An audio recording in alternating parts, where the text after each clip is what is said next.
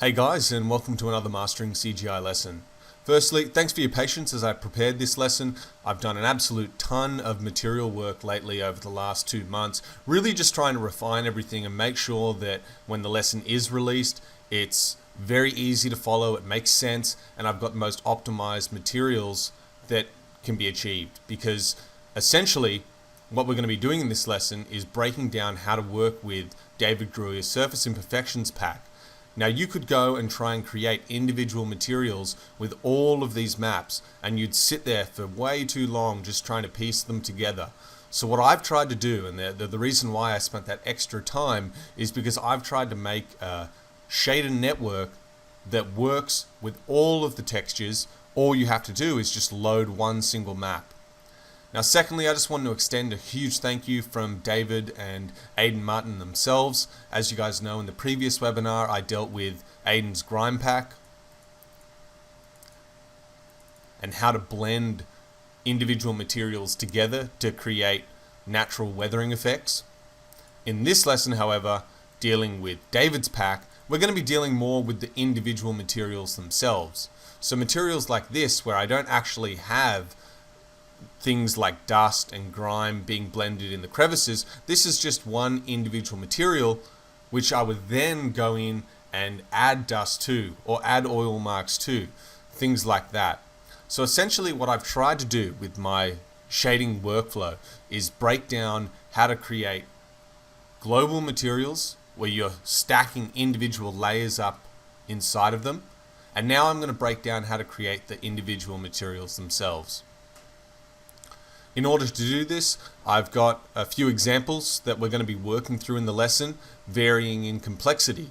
I'm going to start out with the simplest versions first, just to get the concept of working in an optimized way, not duplicating textures, and doing everything in the shader so that you can use that one map and it propagates through correctly. From there, we're going to move on to a more detailed shader, and basically the different types of shaders you're going to create, there's really only two processes that happen.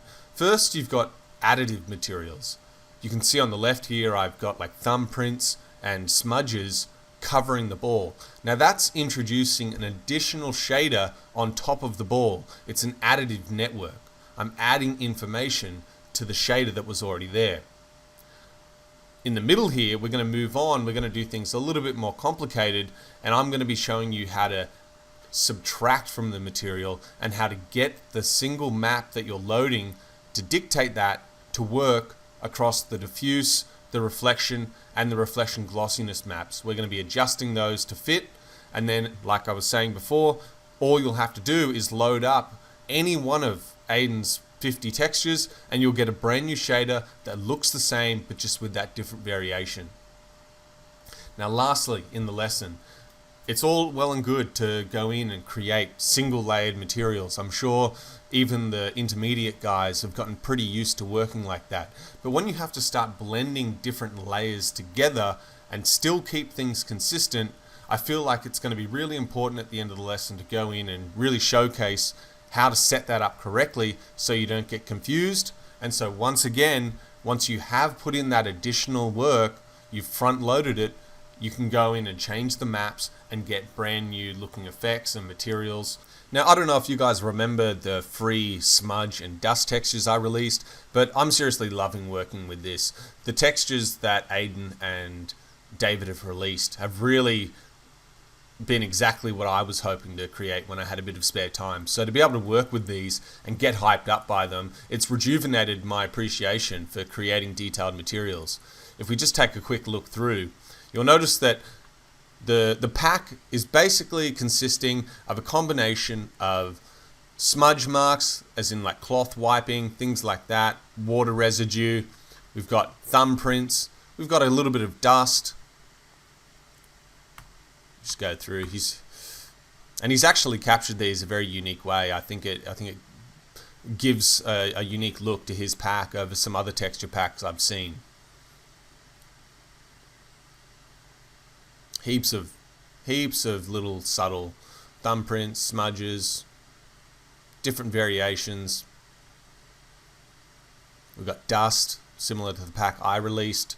It really does encompass a lot of what you're going to need to work on with the subtle material details. And we get to more of the rough areas. Maps like this are just absolutely great to bring out the weight and life of a material. Heaps of scratches. Tons of variation too. Everything's tiled correctly.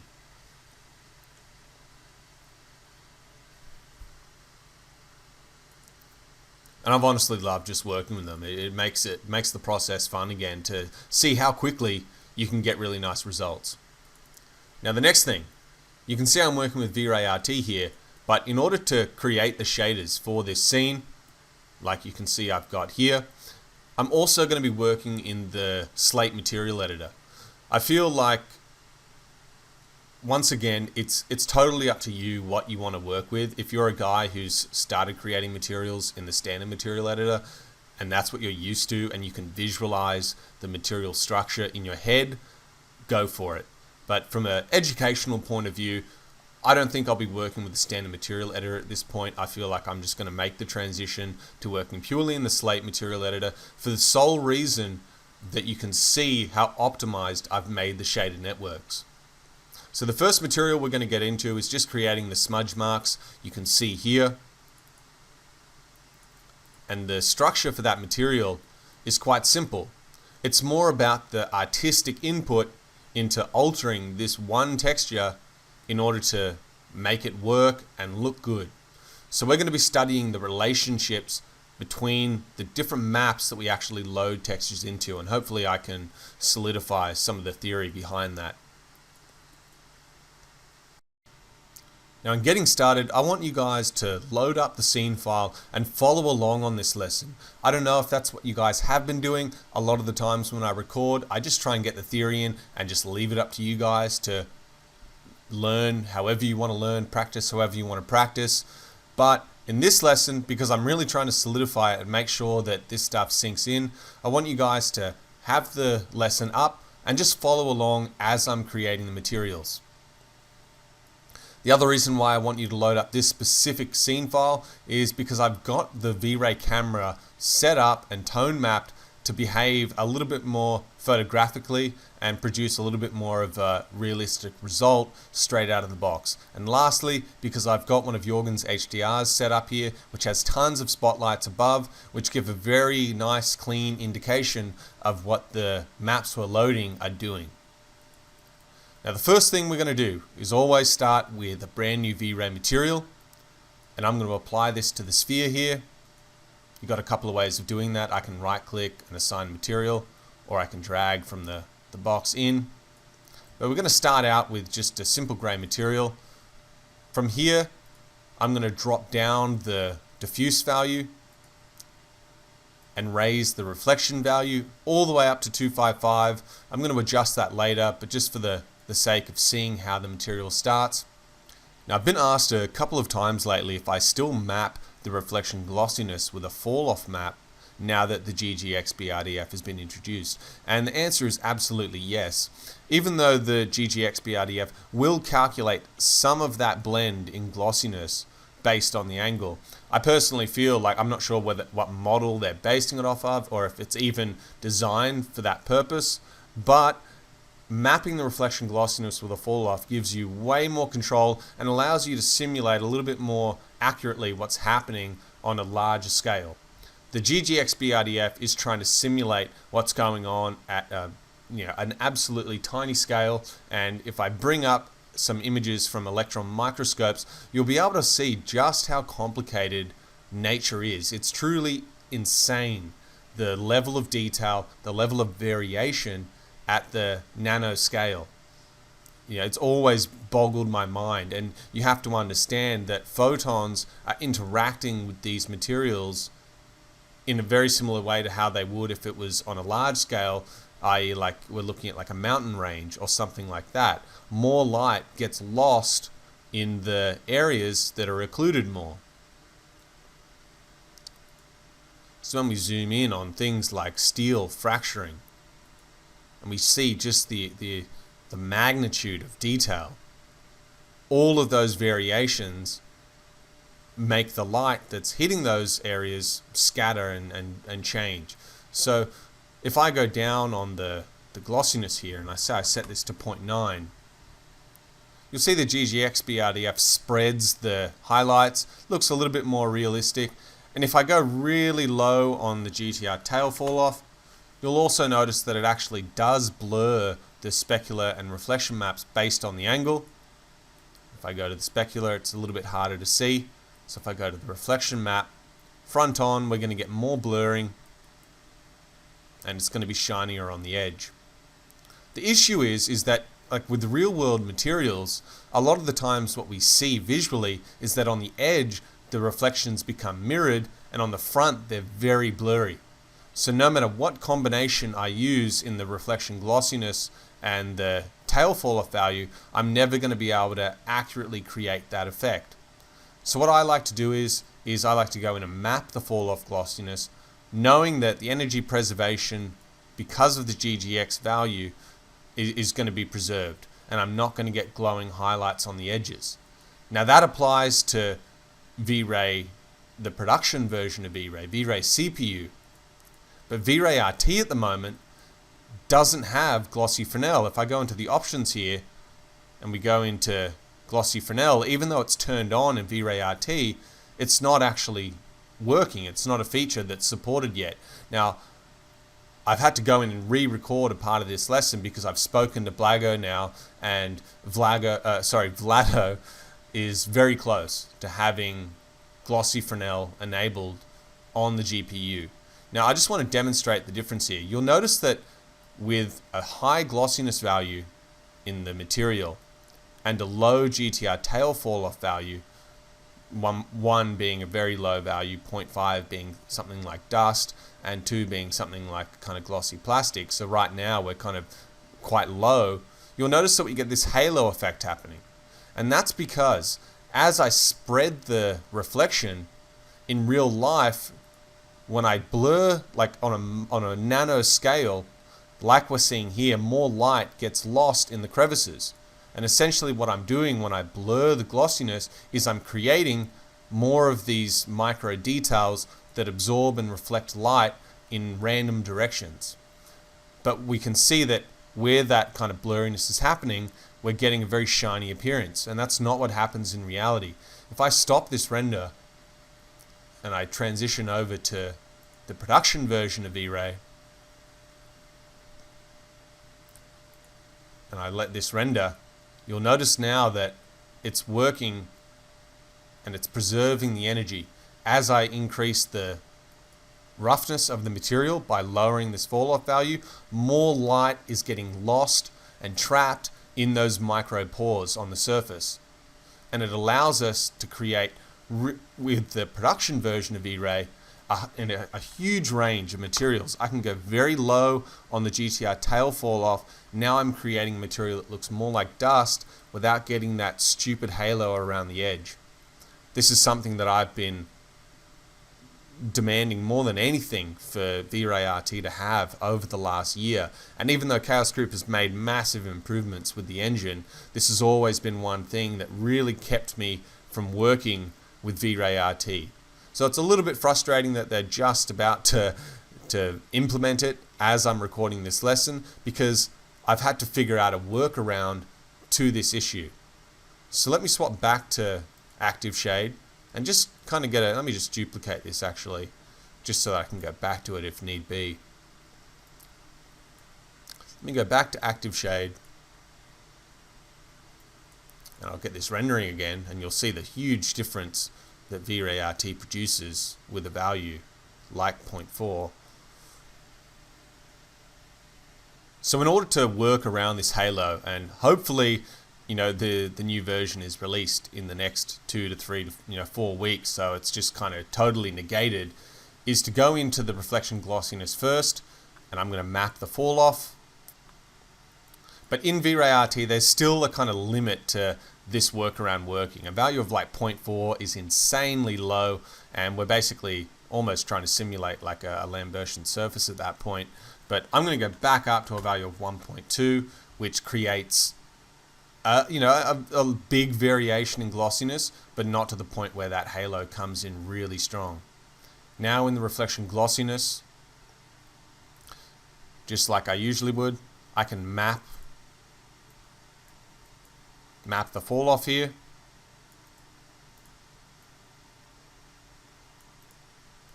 And I can just play with this and get it the way I want. Say if I have a slightly shinier material, you'll notice that as I go up here, we've still got that halo coming up though.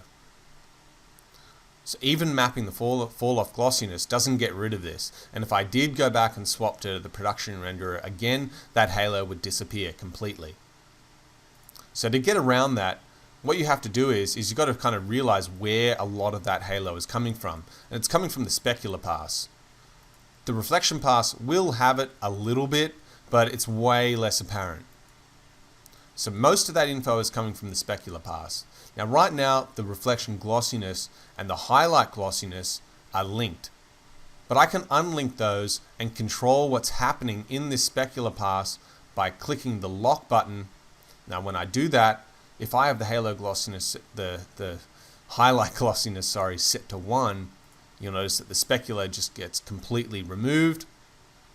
So what I've got to do is I've got to link the reflection glossiness to the highlight glossiness, but I want to gain a little bit more control.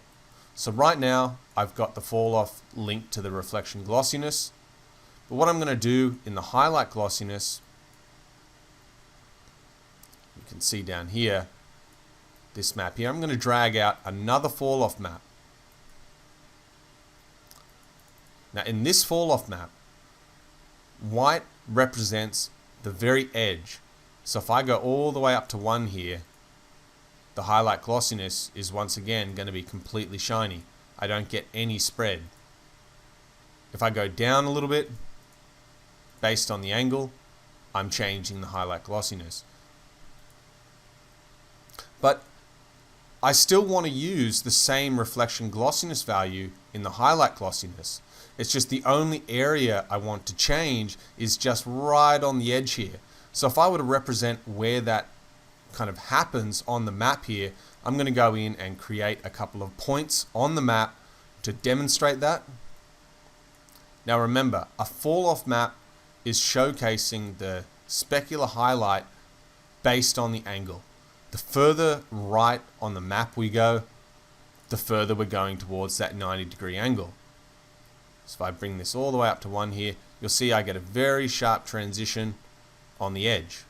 So this area of the fall off map represents this angle on the surface, the black area.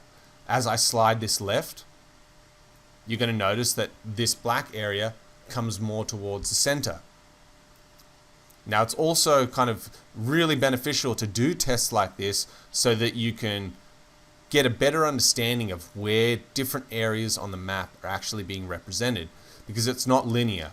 If I go to 0.5 in the center of the map here, you would expect it to go to 45 degrees, but that's not actually what happens.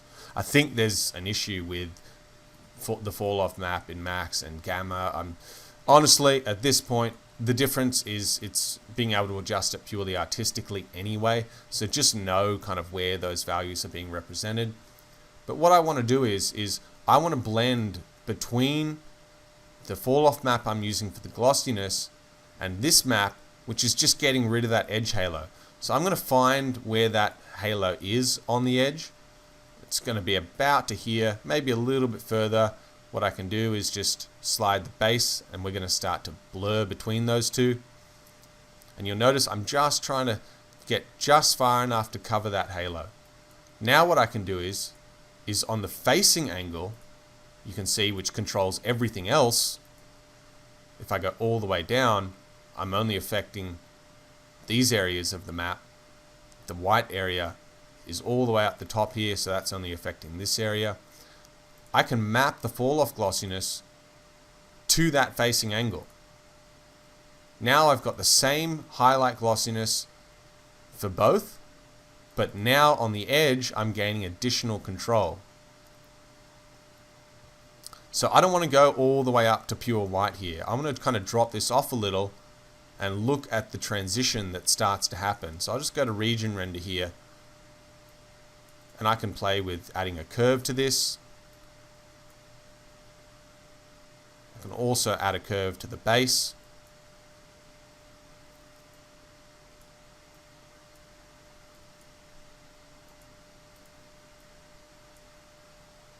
And I'm just going to adjust this. You can see that as I'm playing with it, I'm not actually looking here, I'm looking here on the screen. I'm trying to get that blend occurring and looking natural. Right now it's a little bit too harsh. So as I go lower on here, it'll make the edge slightly darker. Sorry, slightly brighter because I'm blurring it more.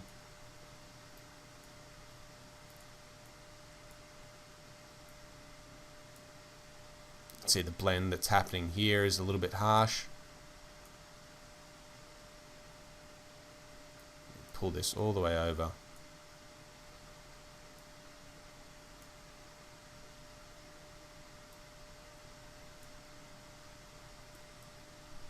Now the specular pass, if I just let the whole thing render, I've gotten rid of that really strong halo. But because I've linked the fall off glossiness, I can still change all of that. I can make the material glossier, but the edge is being darkened still. So once you do that initial setup, and hopefully, like I said, it gets to a point where you can just delete this. If you load up one of these shaders I've provided and glossy Fresnel is enabled in V-Ray RT, simply click the lock highlight button. Now you can see the difference this makes. If I don't have it locked, we get the highlight. If I unlock it, I'm darkening off that edge. So it's a cool workaround. It'll work for now. It's not ideal, it's not physically correct, but it will help you out.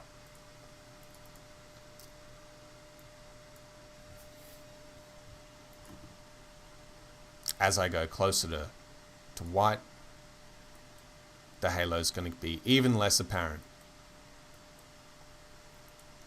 And that's pretty much how I start out making materials in V-Ray RT.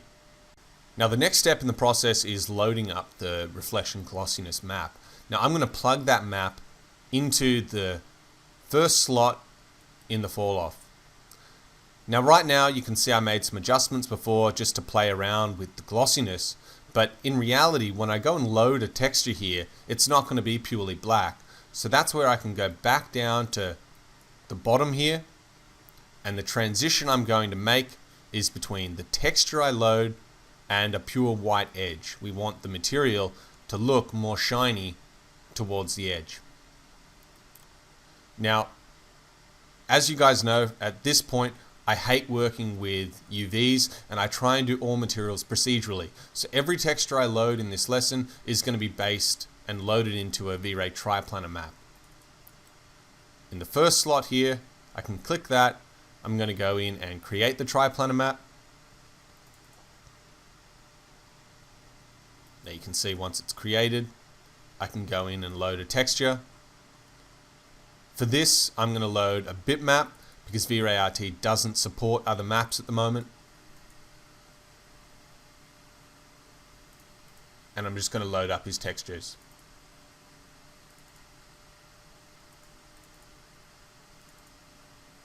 So we can just go in here. I've provided a 4K JPEG version of the maps. And we're going to go in and we're going to try and create some fingerprints. So I can just take a look through, depending on the type of material you want to create, how messy it is, how many fingerprints will determine which map you load. So I'm going to find something like this and load it in. Now when I load this map, it's not going to look right, and none of the textures you load will straight out of the box. You've got to make some modifications to them in Engine to get them working the correct way. Now the great thing about 3ds Max is, for the guys who might not have followed along with my other tutorials and you've just bought the pack, is that 3ds Max has its own curve editor for every single map you load. The issue is, when you're loading a single texture, this glossiness map is going to have to control multiple things in the shader. At certain points, I'm going to let it control the reflection amount. I'm also going to get this map to control the bump mapping. And then lastly, I'm going to get it to control the anisotropic highlights. But the point is that this single map is going to need to be utilized multiple times throughout the shader. And each time I do use that map for the different material, for the different textures or different slots I'm loading that into, I'm going to need to make slight adjustments. So rather than making the adjustment at the base of the texture here, this is going to be my hero map that stays default, so that every time I go in and change things, it propagates through the rest of the material. So what I need to do to make that happen and create variations of this shader is link the triplanar map to an output.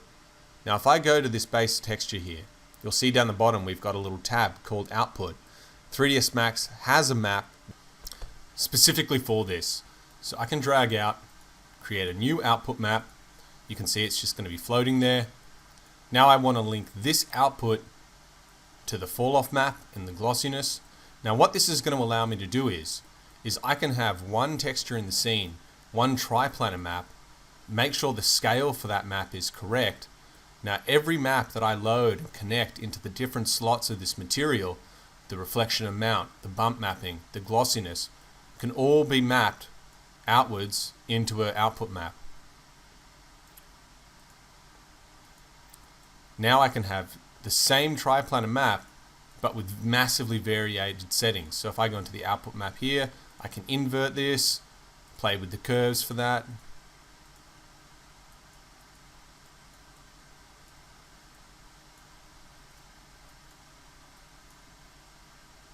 You can see as I move this up here, now I've got an inverted version of the map. And basically that's just the workflow that I stick to now. So all of the changes propagate back down through that one triplanar and bitmap. So I'm just going to get rid of that for now, and we've got to adjust the glossiness itself. Now this is where sometimes it's good, if you haven't played with this before inside of 3ds Max, to go back into Photoshop and make some adjustments with a curve there, because you can do all sorts of things and 3ds Max will behave the exact same way. So our default starting point is here. And if we look at what this map is trying to do, we're trying to determine where the smudginess of the texture, where it should be more blurry. So I'm going to make the blurriness a little bit stronger in the pores here. So I'm going to invert the map by dragging this left point up and the right point down. Now you can see where the thumbprints are, we've got it a little bit darker. Now everywhere else is nearly purely white. So even though, and this is where in the past, if you're used to other engines, you don't have that control to remap the texture, you would go into Photoshop, you'd make the adjustments, save it out, see how it looks in the render. I honestly think this is such a better workflow. So now I'm going to turn on the color, and I'm going to do exactly what I did in Photoshop, which is just flip it. Now you can see that the material is completely shiny everywhere except where the thumbprints are. As I raise this right side up, I can blur them or sharpen them a little bit more. And as I drag the left side down, I make the material itself more blurry. So depending on what you're after will determine where and how you adjust the map. But for these maps, I want the thumbprints to be pretty glossy and everything else to be shiny, just so that we can see the effect a little bit stronger. So I'll go up to 0.96 here, maybe even a little higher, 0.99. Now you can see the material's got that nice blurriness. I might put a point in the center here, and I'll always just play with it.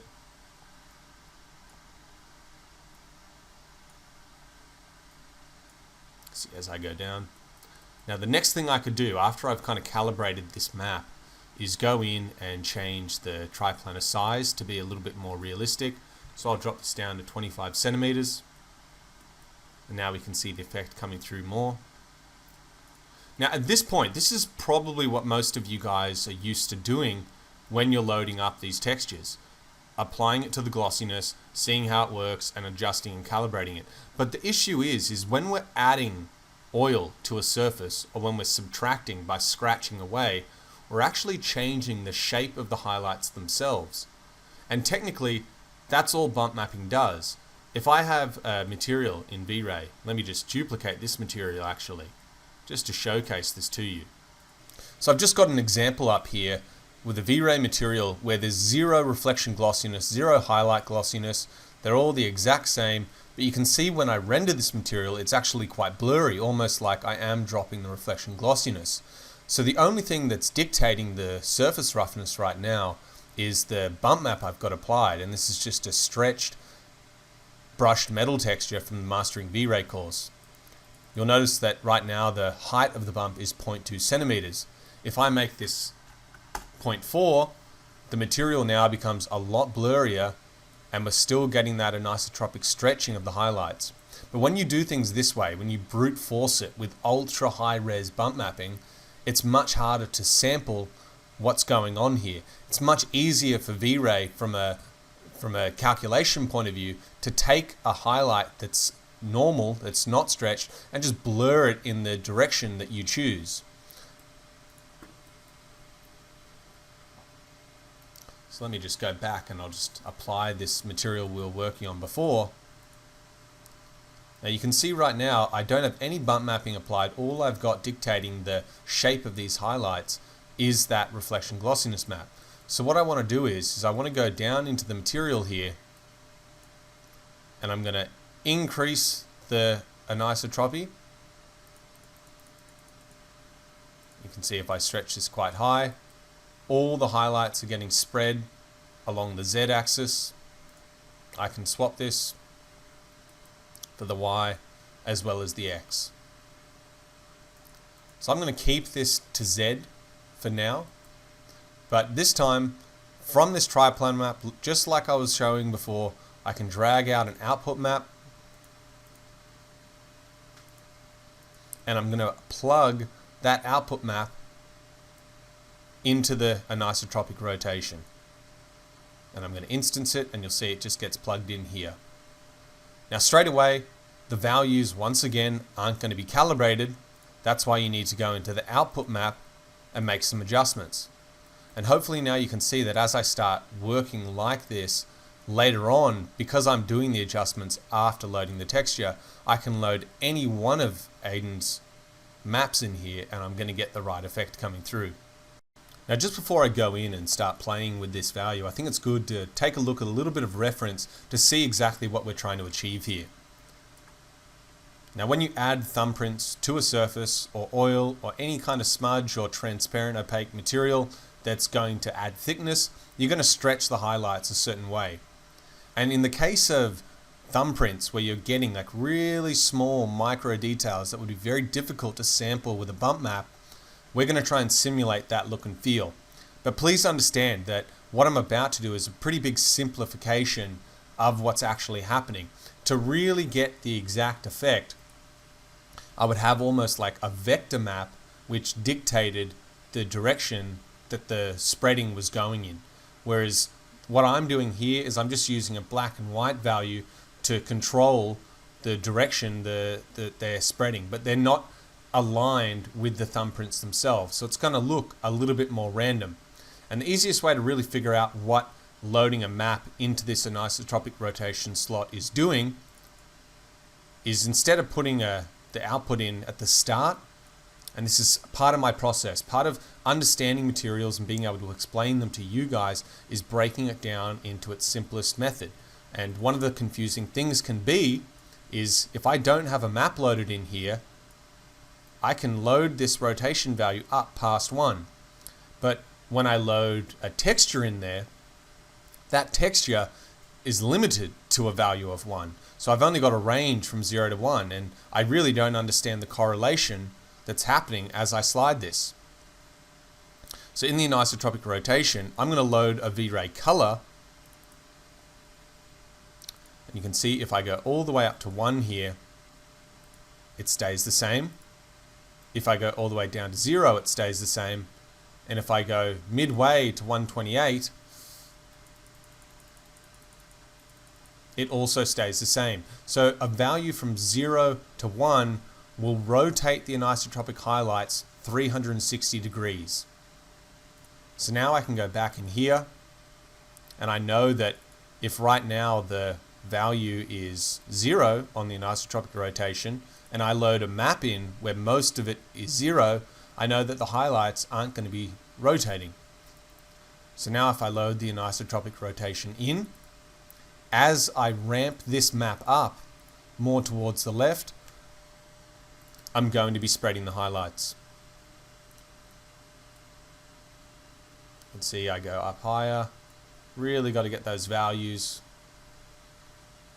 And this amazing thing happens where now we've got this top coat on, but it's interacting with the light in a much more realistic way. So even though it's just a simple approximation, when I go in and rotate around this scene, all the highlights have this really cool variation. And from a distance, if you're not looking at it right up close, and we zoom out here, you'll notice that there is this kind of randomization. It's not just blurring the glossiness, but it's also blurring the direction of the glossiness. Look at these cool effects we're getting. It's really nice.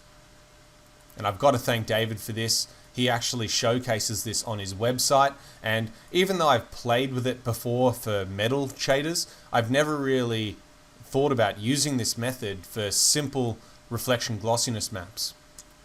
But the results speak for themselves. This is now a material that's behaving, way more realistically. Now, you can play with the map all you want, just go for it. I feel like the higher you go here, let me put a point in down here just to balance this out. You just play with the settings.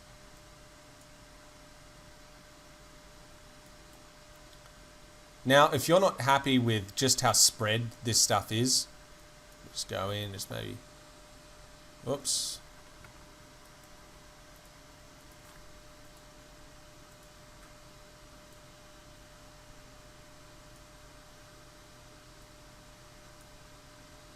Back off just a little bit.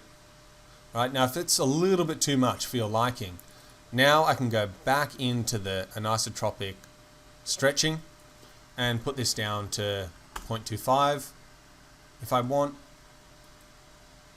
I'd say that's not enough though, but you do have artistic control over that with this power modifier.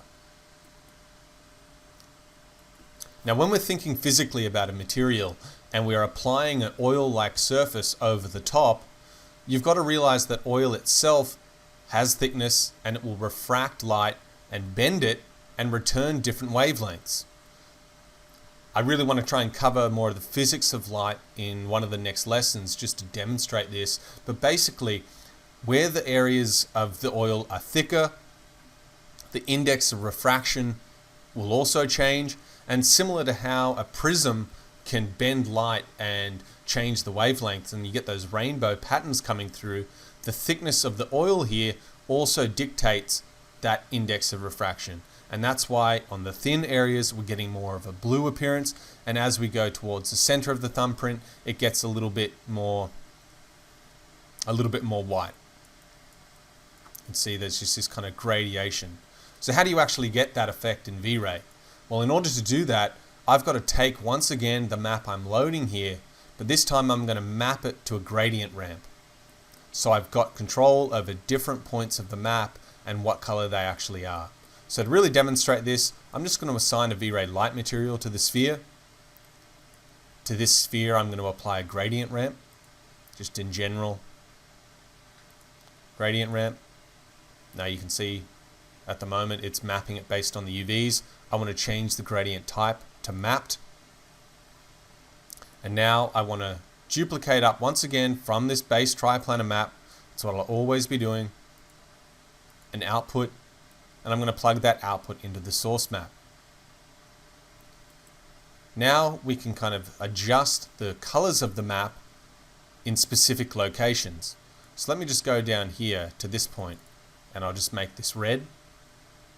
You can see that in the areas of the map, and this is a little bit tricky because each map you load is going to change where on the gradient ramp it's being applied to. If I make the base of the color here brighter, it's going to change the point where this red is corresponding to. So you've just got to play with it artistically, and that's why I like to apply a V-Ray light material. So there's really no way to explain how to do this consistently across different maps, because if you load a map that starts out inverted and is more bright, the colors are going to be stronger in different areas and you're going to need to adjust. So I just like to play with it with the V-Ray light material where I can see the effect happening in real time, and it's just going to give me that fine control.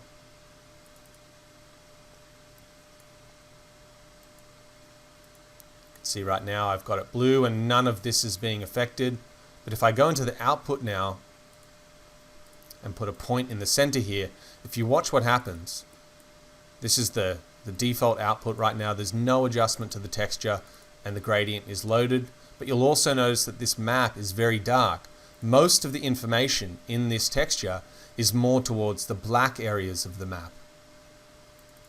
So if I go to the output here and start brightening them, as you can see,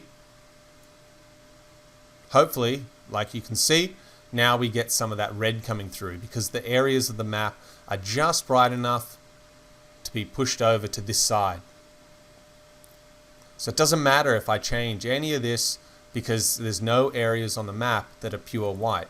Whereas if I go here, let me get rid of this now, and I just make this pure white.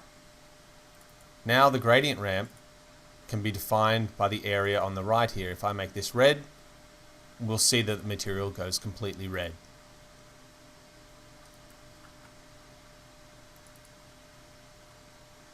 I'm going to take this back down to 0, and I'm just trying to boost this map up to give it a little bit more variation between the dark and black areas. Now as I do that, as I make the areas on the map completely black and completely white, it's going to allow me inside the gradient ramp to just be a little bit more creative with where I'm putting some of these colors. It can be very difficult if all of the information in the map is compressed to one tiny location, because then when you go in and start to play with colors, you've got to like make tiny little adjustments in the center like that. So now what I'm going to do is I'm going to go back to my reference, take one more close look, and I'm just going to try and get those values as close as I can. One of the things I like to start is I started out with a kind of greenish tint. Then I'll go to red. And then I'll go to blue.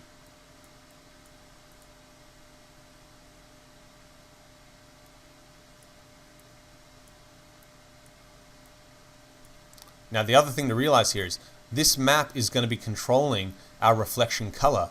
And the areas on the far left here right now are completely black. They're going to be completely non-reflective, whereas that's not what we want. We want the material to be reflective everywhere. So I'm going to raise this up to white or close to. This will just define the overall reflectivity of the material. Now these areas are going to determine the color of the oil itself. So we can start out, it's almost like on the edge we go a little bit red then green. So I'm going to swap these two, and then we go blue. I can maybe, as I slide this over more, it's going to occupy.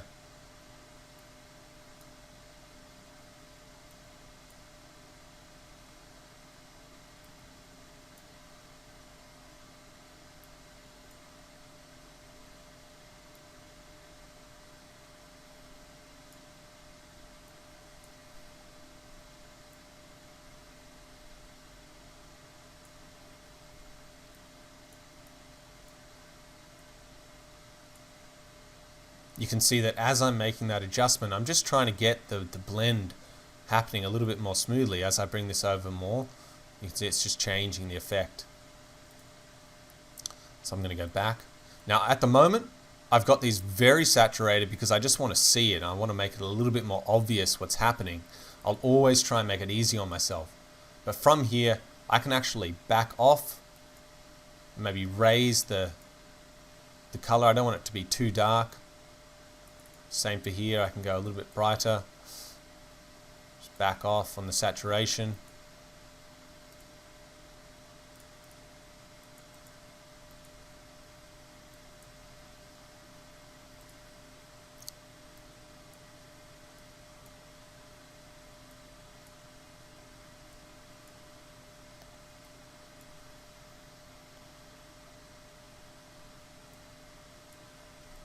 Just like so.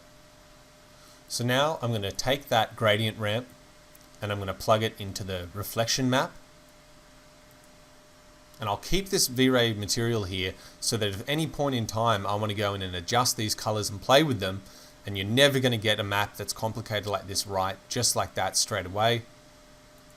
So I just keep it there. I'm going to apply the reflection color again. Now you can see where the thumbprints are. The reflection color is changing. And in the bottom here, we're starting to see at least some kind of effect. You can see where it goes. It's just changing. So you might need to really back off on the saturation. Maybe you even keep it a kind of tone of blue. It's just purely artistic. But I find doing this stuff really fun.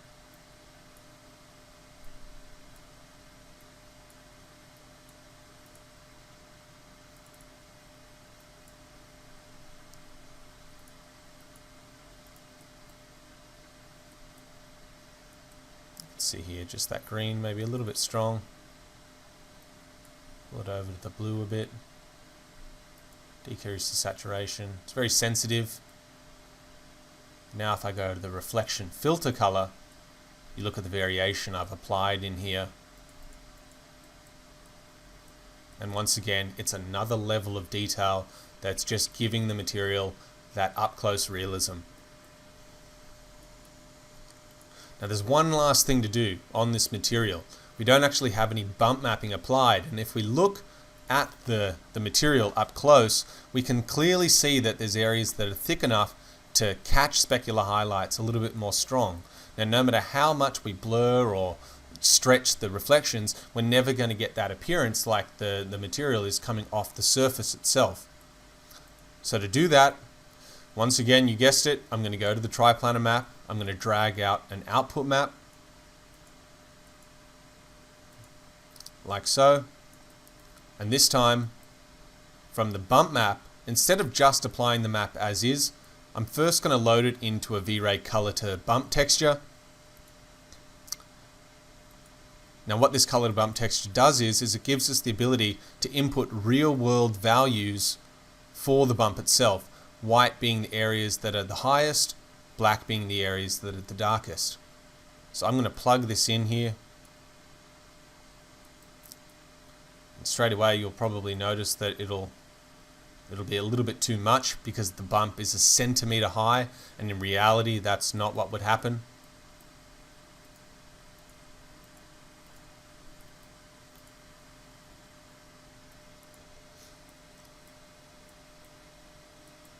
So inside the color to bump, I'm just going to go to kind of just a guesstimation. I'll start with 0.1 and just really reduce that effect. But I've also got to make adjustments to the map itself. First thing I'm going to do is I'm going to invert the map. Maybe now I'll just to see what's going on here, I'll just bump the amount up a little bit more.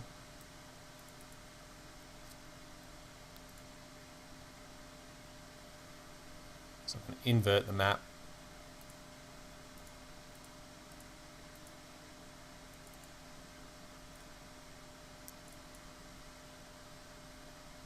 As I raise this value up, I'm darkening off because I'm inverting it, I'm darkening off the mid areas of the map, and now you can see we get some of that height coming through. but obviously the bump is way too strong. I just want this to be a very subtle effect. So I'm going to go back to the color bump. Maybe set this to 0.1.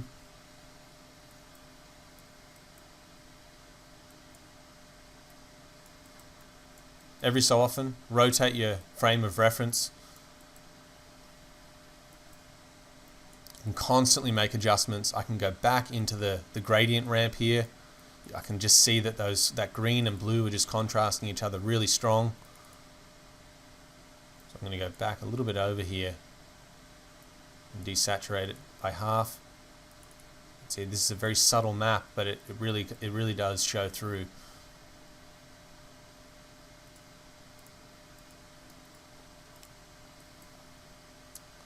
Let this render. Now, one of the things you've got to realize when you're working with bump mapping in V-Ray is it tends to sample it more and become more noticeable as the render continues. You can see right now, if I make a small movement in the viewport, it's kind of hard to see exactly how strong the bump is. But if I just let this one region render here, you'll notice that it kind of just is adding information on those bumped areas as the render continues. And that's what will give us that really thick appearance. So sometimes what can happen is you can be doing test renders and you can assume that the bump is not strong enough, and then you do your final overnight render where everything's fully sampled, and then you'll notice it's just way too much. So that's why it's always good to go in and just do little highlight renders like this, just over one small area. Now I can go in, 0.1's a bit too strong, and I actually just settled on 0.04. We just want it to be really subtle, not in your face, not like it's, built up too extreme. All right, now from here, I've got the shader set up exactly how I wanted. You can see if I just kind of bring this down, it's a very simple shader in that everything is propagating out from this one triplanar map, but all the adjustments I've made control the different areas independently. And this to me is the best way to work. One of the last things you've got control over right now is filtering inside of V-Ray. Like I was saying, when you have bump mapping after a long render, it'll get a little bit more apparent. You will start to see, like as now this is sampling, that detail is popping in, giving it the appearance like that is a little bit bumpy. You've got to be careful. When I load a texture that's 4K like this, and I've got this blur value turned on, if I go back down to the bitmap, that can actually damage the fine details that bump mapping is going to give you. It can damage the reflection glossiness on the edges because it's blurring the texture itself before it's filtering it. And that's good. It speeds up the render. And if you're following along with this and you're working in animation, keep the blur value set to 1. But if you're working in print or you're doing high-res ArcViz work, and the objects that you're rendering are up close and personal on the screen where you can see the little effects like this, I would suggest to just sacrifice a little bit of render time and just get rid of the blur. On a render this size, you might not be able to notice it too much, but every so often just let the render go, see how it looks after a few minutes, and just really try and determine if it's making a noticeable difference. But I've found that even just on other completely irrelevant projects, that blur value can completely change the look and feel of bump mapping inside of V-Ray. So finally at this point, you've set everything up, everything's procedural now, and you've got a map, or you've got a shader, that you can change this one texture and it's going to completely change the look and feel, but still work. That's what I find most powerful about this. So let me just go in. And at the moment, I've got Smudge 14 loaded. Let's just load in a couple of different maps. Now, the important thing about David's pack here is that all of the maps don't have a completely black dark value, and they don't have a completely white value. There's some room for adjustments like we've got in the output maps.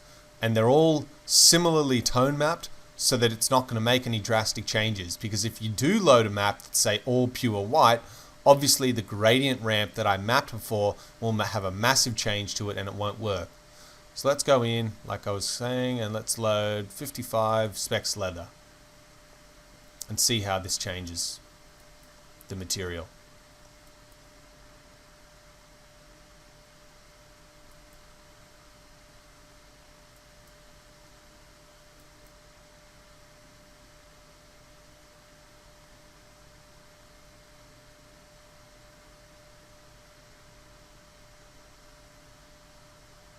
Cool. Now, if you're not happy with something or the way that that map is working on the shader, like right now I'm looking and I'm thinking the reflection glossiness is maybe a little bit off, I can go in, find the reflection glossiness, we've got the fall off here, and then the output.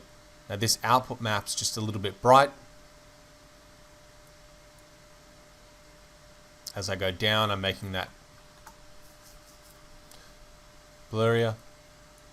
As I rise up here, I'm making it less blurry. So simple adjustments like that, and all the other maps adjust. If I go to the reflection filter, you can see that we do have that subtle variation in the color. But because this map is a little bit blurrier to start out with, the end result is it's a little bit blurrier as well. I can go in now. Maybe I'll just drop this down just for the sake of loading some other maps. And I'll just experiment.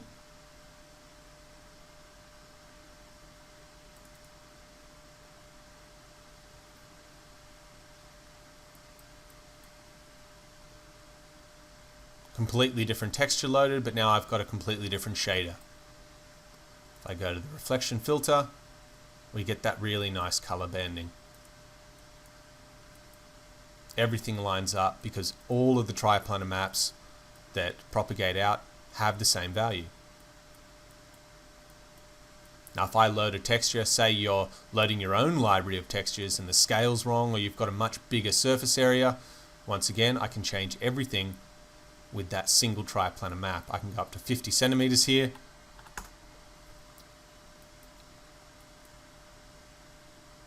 Now the map's much bigger, getting really cool effects. And because the anisotropic highlights are also stretching, we get these little occasional hotspots that just stretch and ping along the surface that I feel give it this really cool look. I can go even much lower res on the map itself. If you've got a much larger area.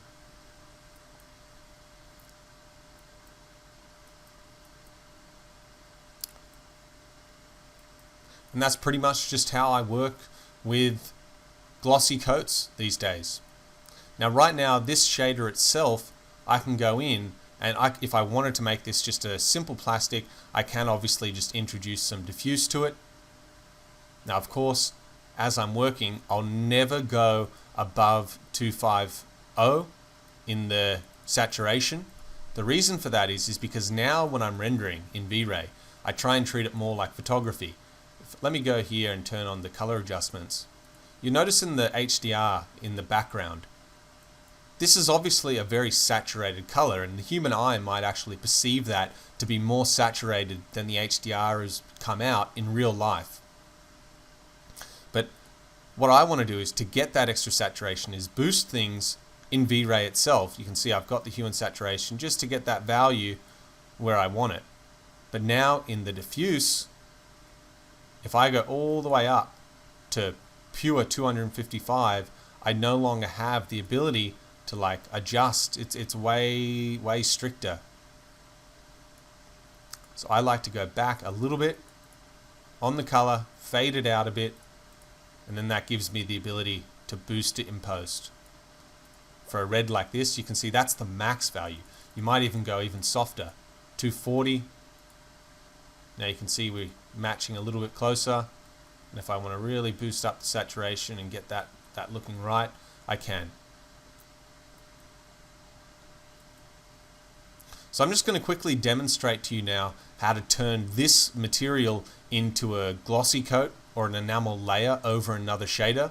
So to do that, I'm going to turn the diffuse value completely down. Now right now this is a single V-Ray material, but let's just say you've got another material you've created already, and I'm just going to quickly make one now, just a blurry red plastic, just a dark blurry red plastic. It's a little bit reflective. I'll just not even, I won't even do this isn't how I would usually set this up, but I'm just going to do it just for the sake of it. So I apply this material now. Lower the vanilla IOR, raise the glossiness. Okay, so I've got a material like that I want to apply this top coat to. The correct way to blend an enamel coat in V-Ray, and not many people know about this, is I'm going to make this a V-Ray blend material, and I'm going to plug this into the base. Now this red is at the base, and the top coat that I want to put over the top is going to be this enamel layer. So of course, I'm going to drag up into that coat slot. The next thing I'm going to do is completely get rid of the blend amount. And I'm just going to assign this material here. Now you can see that as I go from 0 to white, more of the top coat comes through. If I go halfway between, I get a blend happening like so. But if you want it to act like a transparent material, what I've got to do, I've got to go into this material and turn off the Fresnel reflections so it's a pure white material. Let me go all the way up here. This is what the reflections look like now with 0 Fresnel computing, so that the edges are just as bright as the facing angles. But it's in the blend for this material now that I want to put that fall off to simulate the Fresnel effect. I don't want to double up on the Fresnel effect, because if I do that, I'm also going to be darkening off the base of the shader. So let me put in, I'm just going to do a fake Fresnel effect here, as you guys know, and I just like eyeballing this stuff. On the facing angle, we're going to have a little bit of it coming through. Now if you don't like the effect this brings, I can get rid of this, turn this to a Bezier handle on the bottom left, pull it down, turn this one into a Bezier handle on the right.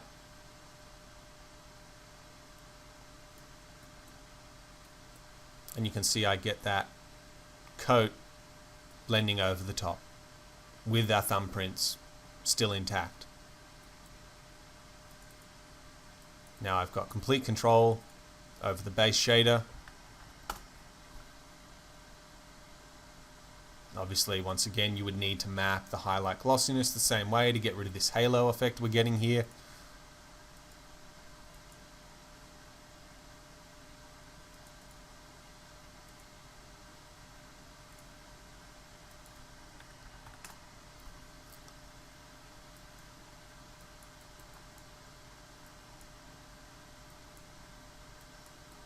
And that's the correct way to do that.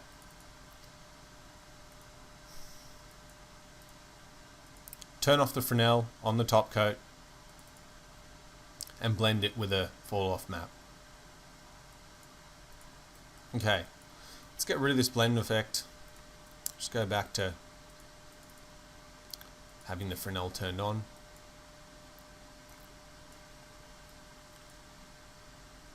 So you can see down the bottom here, I've got two materials set up, and they're set up the exact same way as here.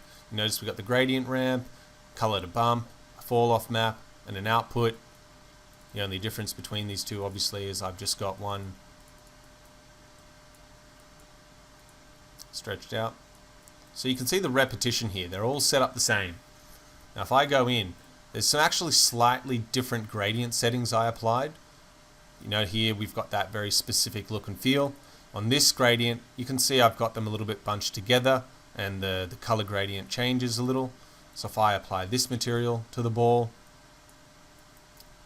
give it a second to update.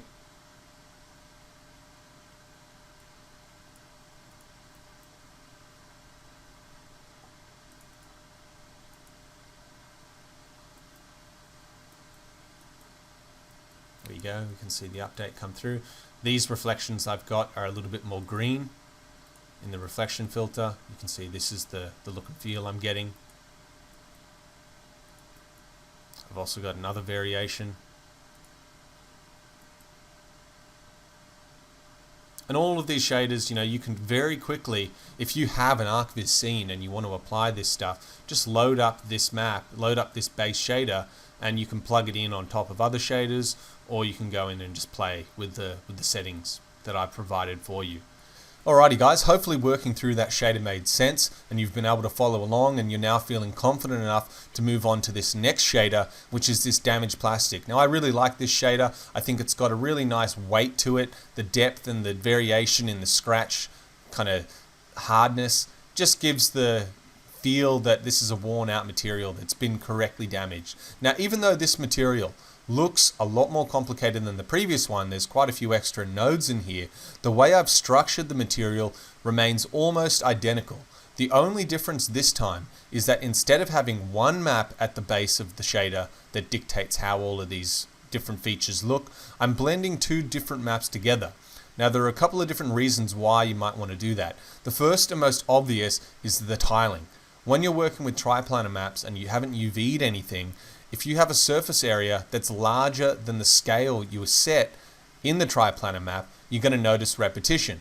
And one of the ways to get around that is to have two different scaled triplanar maps and blend them together in a composite map. And that's exactly what I've done here. So all of these maps have to affect things the same way that this previous map did, except I'm blending them at every point. So you can see here that all of the different layers in the shader are constructed from composite maps. The diffuse map is blending those two maps together. The reflection map is blending those two maps together. The bump map is blending those two maps together. And the reflection glossiness is also blending those two maps together. So if that still isn't making sense, and I wouldn't assume it would be just yet, let me duplicate this shader up and simplify it so that you can see what it looks like with just one texture being loaded instead of both of them. I'm going to get rid of all of these bottom textures here. Bottom output, bottom output, bottom output, and bottom output. Just completely get rid of those. I also want to bypass the composite map that was blending the two together this time. So I'll plug that into that slot there. Once again, I'll plug this output directly into the reflection map. This composite, I'll get rid of it. I'll bypass the composite like so. This is the material that's blending the two composites together, so I don't need that either. But for the diffuse, I still need to blend the two maps together there. So this is what the material looks like now without that additional map. And you can see that it now looks very similar to our previous shader here, almost identical. The only difference being, instead of having a gradient map that's got plugged into the reflection, the diffuse has a composite map plugged in. But apart from that, the structure is identical.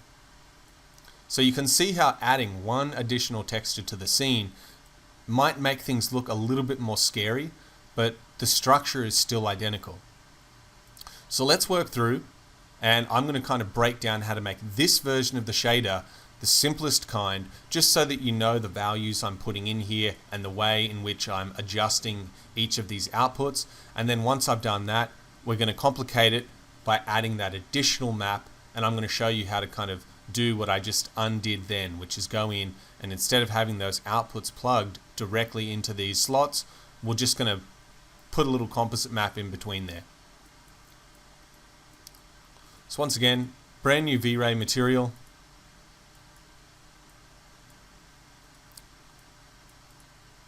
Just let that start rendering. Now if I go take a look at some reference here of what we're trying to do, just this kind of glossy plastic that's got these scratch marks and little dents and stuff. So 4 important things are happening in order to create this shader. The first is when the surface gets scratched, we're creating little micro details and fractures in the surface, similar to what you're seeing here, which makes it easier for other foreign particles to fill these holes. Now the more random kind of matter you have filling those holes, the more light those things absorb, and it gives off an impression that the material becomes darker. So we're going to make the diffuse value darker for the material. Secondly, corresponding to that, we're also going to make the reflection amount darker. Now you've got to realize in 3D, diffuse and reflection are pretty much two kinds of the same thing. You know, together, both of those get darkened off by scratching up a material. Third, we have the reflection glossiness. By introducing those random variations, the material is going to look more blurry in those areas. And then lastly, we've got to bump the surface itself. So very different to the way we blended the previous material where we're kind of adding up on the surface, now we're taking away. So in order to do that, the first thing I want to do is get the diffuse right. This is going to be the easiest way for me to distinguish where and how many scratches there are on the surface. So in order to do that, I'm going to drag out a composite map. Now in the first layer of the composite map, this is where I'm going to apply a V-Ray color, and this is going to be the basis. So say if I want to go turn it later down the track into a yellow plastic, a red plastic, this is where I do that. So I'm going to put the V-Ray color in at the base here. And you know what, just for the sake of this tutorial, we're going to do something like this. We're going to do a colored plastic like the purple.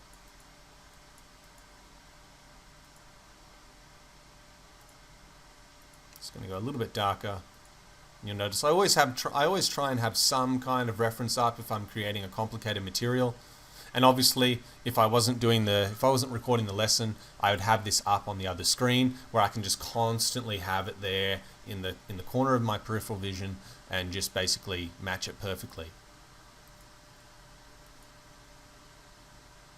There we go. I think that's close enough, maybe a little bit saturated. But we can start with something like that. Now on top of this shader, I'm going to create a new layer in the composite. Now this composite system is behaving identical to the way Photoshop's layering system works. If I create a new layer here, I can paint on that layer, and I can also mask that layer off. So the left side represents the layer, the right represents the mask. The exact same applies here in the composite map. Now it's inside of this second layer, and I know it's a little bit frustrating here that in the V-Ray composite, like in the way the composite's laid out, it's got the base and then going up the top, but then in the slate material editor, it's the opposite. Layer 1 is at the top and layer 2 is at the bottom. It's just, it blows my mind sometimes, the thought process behind the way these things work. You would think that would be something that was just glaringly obvious. Hopefully, you know, I can speak to Autodesk about getting little things like that fixed up, because it's things like that that when you guys are new to creating advanced materials turn you off and make you want to go to Keyshot. You know, I know how frustrating little things like that were for me when I'm trying to focus on like just how the material should look and not all the little technical details. But it's just the way it is for now. So on top of this stack, I'm going to now load a triplanar map.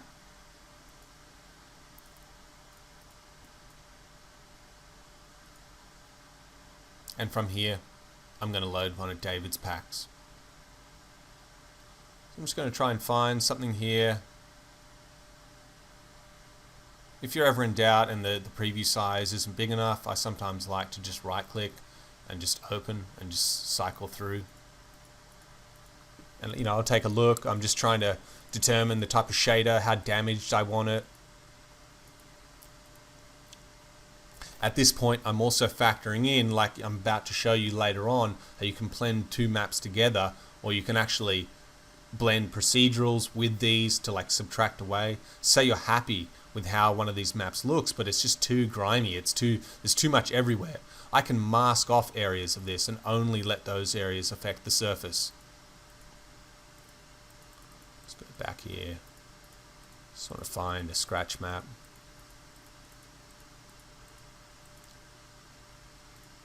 That's more like dust. And I'll load something like this. This is 29 scratches.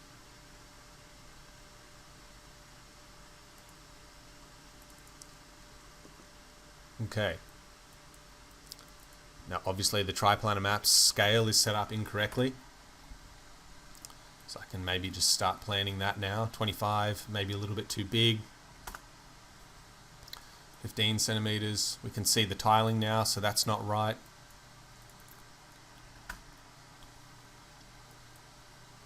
The blend between these two also will be affected by the blend in here. And in the previous shading webinar, I do break all this down. If you want, you can see the blend right now is, if I completely get rid of that blend, there's like a line here that's been created. Now thankfully these textures are very well tiled and very well tone mapped. You're not going to have areas where it just looks like there's blatantly obvious tiling. So that's why I don't really set it to 1, because it kind of blurs out those mid areas.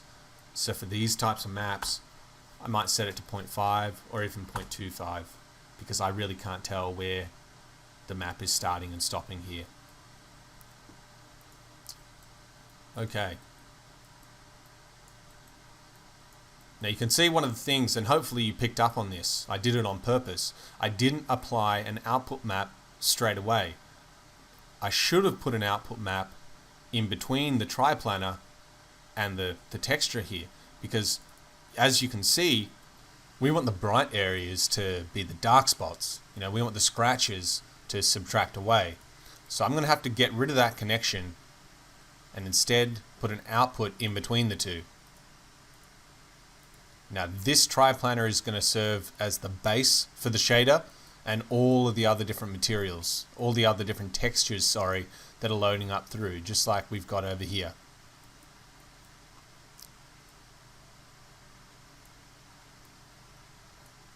Now in the output, I can invert the map. You can see that's the effect we get. I'm going to turn on the color, and I'm just going to slide this up to darken it off.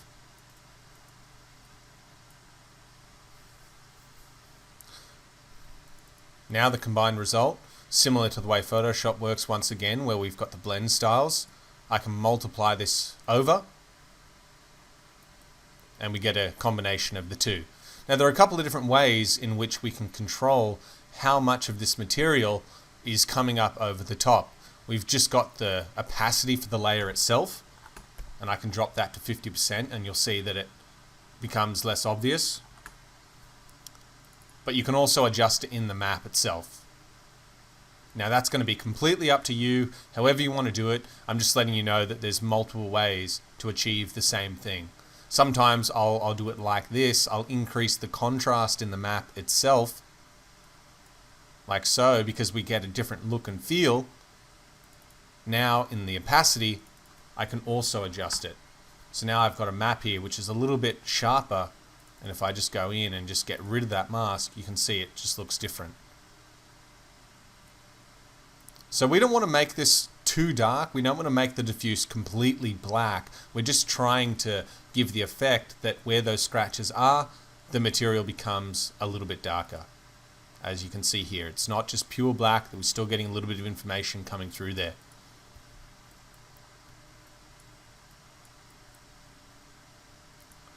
Now in the reflection map, I'm also going to drag out an output here from the base.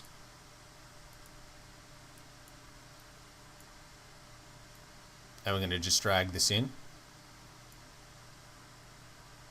And now you can see that the map by default is once again needing to be flipped, because if we look back on the previous shader where we had it by default, the scratches were the bright part, I'm going to need to flip it. Now the material is going to be completely shiny and reflective everywhere but in those scratches. So sometimes what you can do is if something's working, say for the diffuse output, you can just copy that, and rather than dragging out a new output, turning on enable color mode, adding a point, you can save yourself a few clicks by coming here and dragging the point out like that, by shift dragging. By holding shift and moving that down, I can create another additional layer. Now I can plug this into the reflection map slot, and if I go to the reflection filter, you can see I'm completely darkening off the reflection there. And this is where I can play with the reflection amount. Once again, just because the surface has been scratched doesn't mean that there's zero reflection. There's just less of that light coming through. So it's up to you artistically to determine how much of that is happening. But once again, as long as I provide you the base shaders to go in and tweak, it's going to be much easier.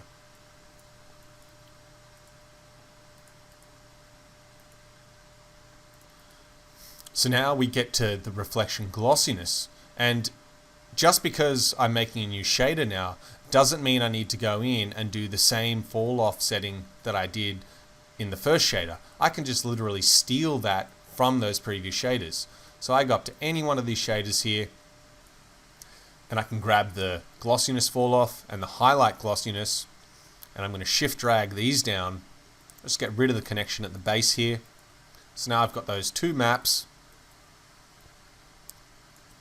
I'm going to bring them down into my shader. Now if you get a little bit confused about how they were set up, just quickly go back and you can see that the highlight glossiness, the shader to the right, plugs into the highlight glossiness, and the bottom left goes up into the reflection glossiness. So we go back down here, bottom left goes to reflection glossiness, bottom right goes to the highlight glossiness. Now we don't actually have any maps being loaded in to the base of this fall off. So in order to do that, I can once again drag out from our hero texture in the shader and drag out another output map. And now I'm going to plug this into the map 1 slot. Now I haven't actually adjusted the reflection glossiness itself, and we know that once again the scratches we want to be more blurry, and by default in loading those in they were bright. So I'm going to go in and invert, and now you can see that the material is very, very shiny, but the material is very blurry where the scratches are occurring.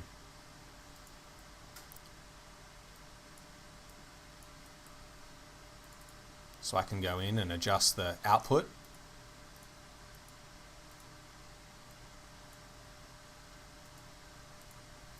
And depending on the look and feel I want, the more blurry I make, the more I slide this map up now, the more blurry the overall reflections become. And that's just once again going to come down to personal preference.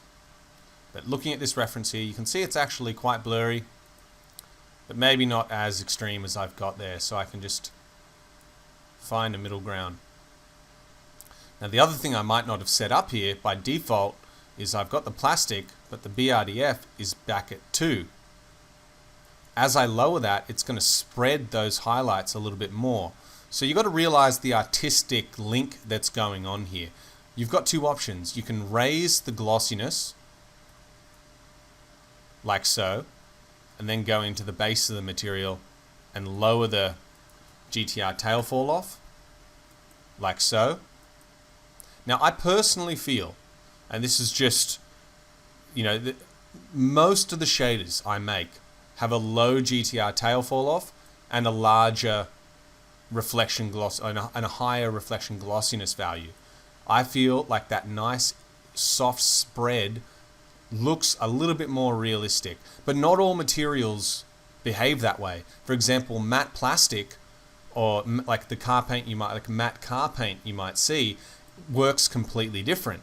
That has a much higher value, say 2.4 on the tail fall off, and a much lower reflection glossiness. Because near the edge of matte, you'll notice that the material's a lot darker. So that's the difference there, and I'm going to leave that up to you artistically from material to material. There's no exact science to this. A lot of it is just training your eye to understand how these things look, but you can see the material here, how it looks. Let me go and just drag over a sorry, losing my voice again. Oh no. Drag over an area here, and I'll show you the difference. Now let's go in, make the material glossier, and the GTR tail fall off lower. You can see that the highlight spread here looks a little bit blurry, and we don't get the highlights kind of pinging off the surface. So two entirely different look and feels. But you can always play with both, and maybe move this up just a little bit more. Go back to our reference, something like that.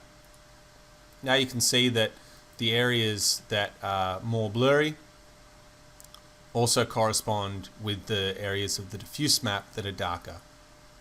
It's the diffuse, and the reflection filter. So we're making progress.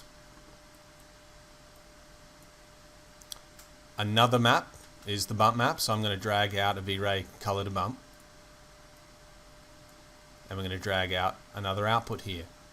Or what I could do is, just because each of these maps on the shader has its own little slot, doesn't mean you can't reuse maps from other areas of the shader. Now I know that the bump mapping has to kind of correspond with the reflection glossiness and the reflection amount. So there's no reason why I can't at least just experiment with loading up one of those maps that I've already got applied here. So let me load that up into the V-Ray color to bump, and you can see the effect that's coming through here. Now I've already kind of matched the highlights there. So if I go down on the height of the bump and experiment, maybe it's a little bit too extreme. Let me get rid of this guy. I keep accidentally loading him up. You know, the bump mapping's pretty extreme here. We've got some areas that are like super scratched, but overall I'd say this is a little bit too much. So 0.05, just play with it, region render it once again.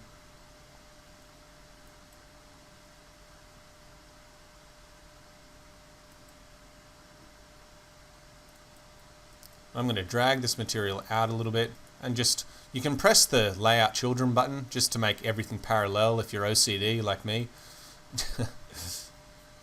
Maybe that bump mapping's still a little bit strong. We'll go 0.03. I just want it to be very subtle so that as it samples, I can see that there is a slight edge to that.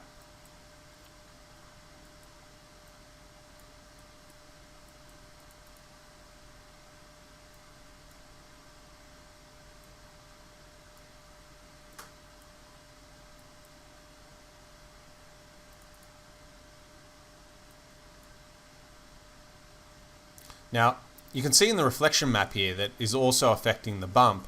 If I go to the reflection filter, right, and I pull this up more to the left, I'm going to make the reflection darker. So depending on how dirty and grimy you want the material to look, that's where you would go in and adjust those things. But also be aware, just because I suggested to use this output with the color, with the bump mapping as well, doesn't mean that's right. You know, like you can still drag another output out and just adjust it just by eye and play with that stuff, knowing that once you get it right on that one map, that one shader, you can go in and change this later and it'll propagate through.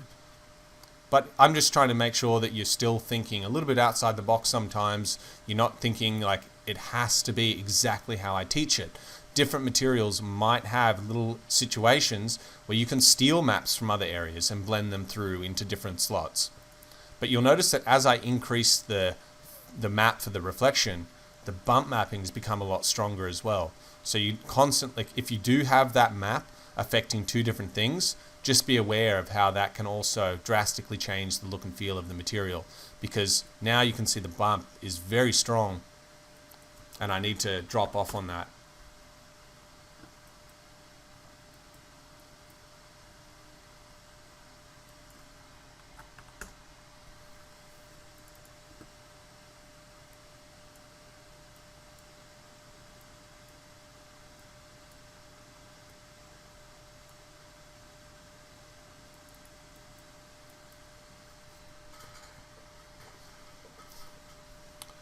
Okay, so at this point you can go around and play with the different values now. Once you've got the map set up and the shader set up, say I can go in, the multiplier right now on the dark spots is 50.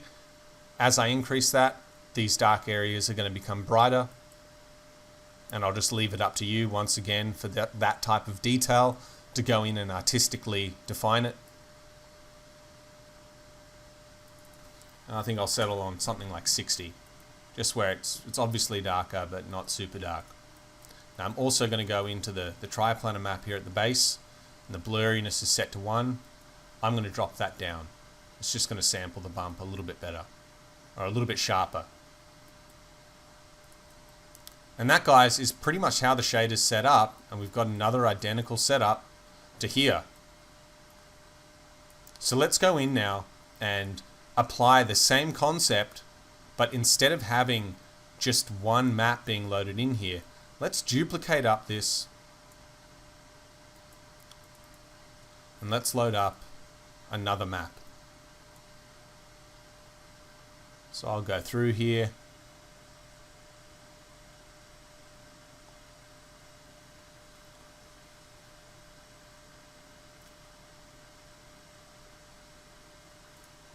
I'll go 35 scratches. Completely different looking map. Now, one of the easiest ways we can see how this material is going to look when we blend it through is just to isolate it. So now you can see where this triplanar map is getting plugged into the reflection map, the diffuse map, and the reflection glossiness map. I can just override that and apply it to the same areas, and we can just see how the material looks. This time it's giving this appearance. You know, the scratches are obviously, the map here is a little bit darker. So if that's not how you want it to look, and it's not really falling in line with the kind of maps you've put already, that's where you need to go in and have another additional output map to custom adjust. So I'm going to go back, apply the previous shader to everything. And in order to restructure this material, I'm just going to separate the different areas. The diffuse, right now, we've got the two blending. So I'm going to create a new layer for the diffuse, and we're just going to work our way through it again.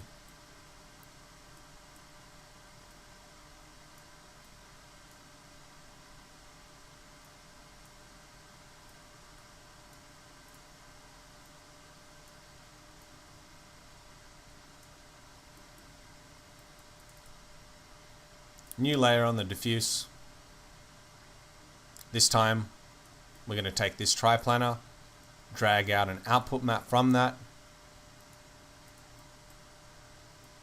and we're going to plug it into layer 3 over the top. Now once again, I know this is where it can get a little bit confusing, but remember that layer 3 is actually at the top. Now the previous shader was multiplied over at 60%, so let's completely get rid of that. And one of the things you can do, you'll notice before in the previous shader, when I wanted to know what the gradient ramp was doing, I had that light material up here above my main material just to constantly plug maps into and see what they were doing. It's at this point I'm going to do the same again here. I'm going to drag out and make a V-Ray light material, and I'm going to put it into the light color.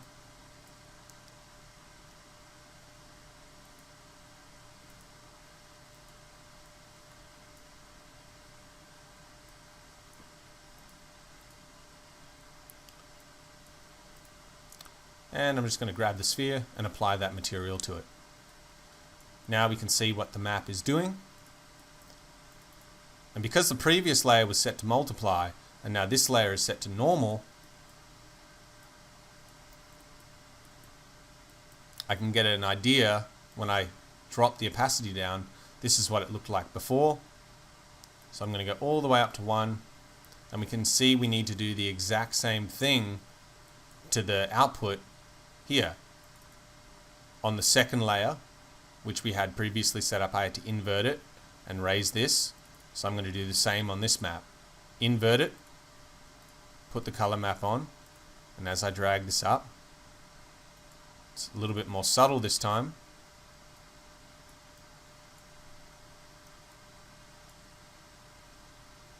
I can do that. Now, if I multiply this over the top, you'll see that I get those additional areas coming through in the shader.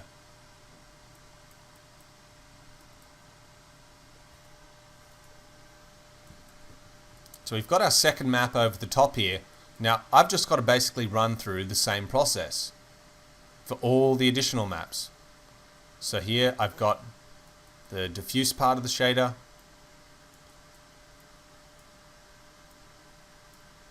Put these two maps here. I'm just trying to clean this up a little bit for you guys. I'm going to drag out another output from here. And this one is going to control the reflection map.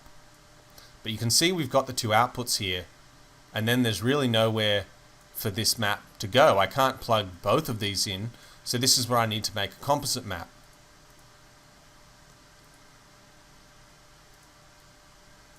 Now the top layer I've got here is always going to be at the base. I want to keep that consistent. You can see that the triplanar here gets loaded up in the middle, and then this second layer goes over the top. I want to keep that consistent.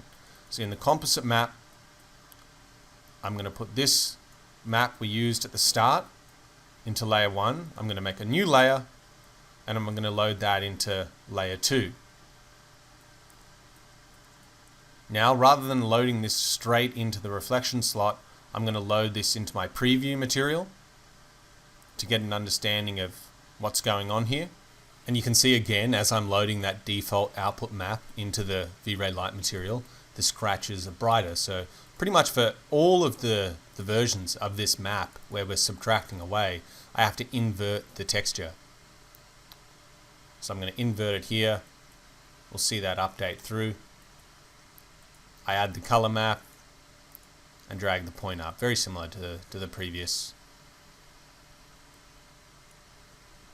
Now in this composite map, you'll notice that they're both stacked over the top of each other, and I'm just going to multiply this over the top. So we're getting a combination of both of these maps coming through again.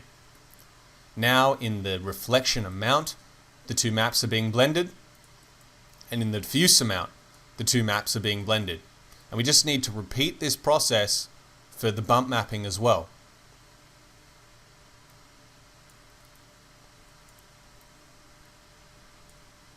So right now the bump mapping is plugged into a color to bump. We want when you've got the bump mapping applied, and let me just select the ball here.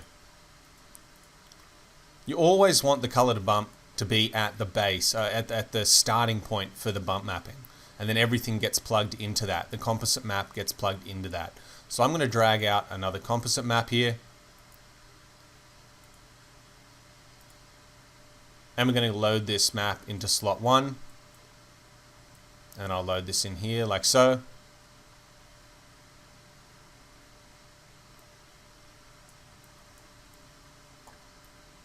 We've got both output maps.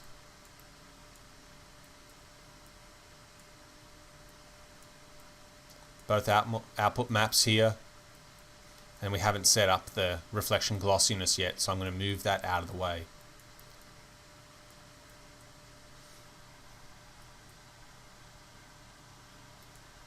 I'm going to drag out another output, or I can just copy maybe one from here where I know I've already got it flipped and set up. In the composite now, I'm going to make another layer, and you'll see that the repetition here, put this on multiply, and now the bump mapping will be affected as well.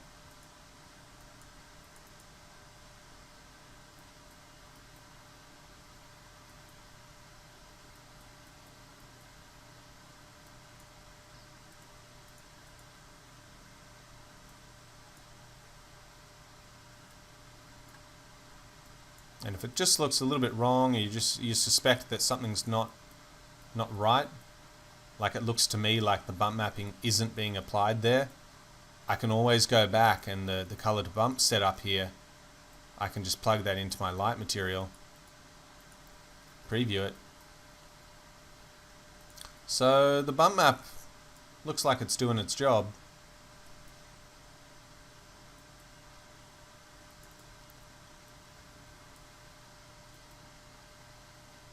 What if we go in and just increase it?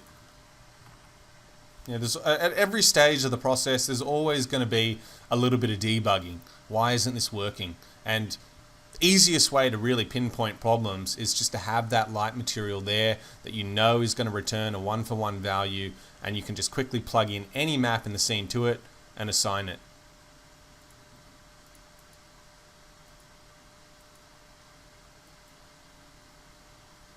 Oh no, I can see it's working. If I raise this up to 1, it's going to be affected. Yep, it is. That's just a little bit more subtle, which is fine. But also, we can see that the diffuse, it looks very dark there. You know, so at a certain point, even though I'm teaching a lesson, always be critical, always try and judge what's going on and is what's happening. And we can see that on this top layer, the multiplier was set to 60. On the middle layer, the first layer we set up, we reduced that value to 60, but here it's at 100. So I can also reduce that to 60, halve the effect, and now it's just not as noticeable.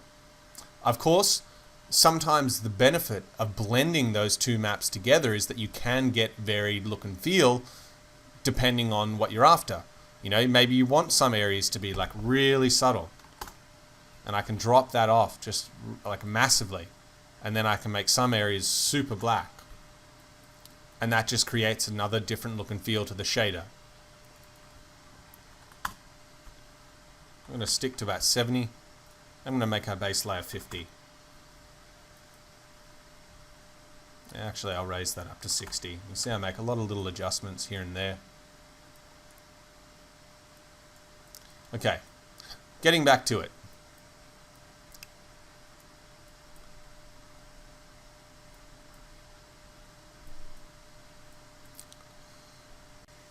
So now instead of having the output coming into the reflection map, I can have the blend of the two of those come in, and you'll notice that what's happening right now is without that additional map over the top affecting the reflection amount, these areas from the new part that we're starting to blend in, that additional texture isn't being affected with the reflection slot. So if I override that, we're going to see a subtle difference, and now these areas are going to be less reflective.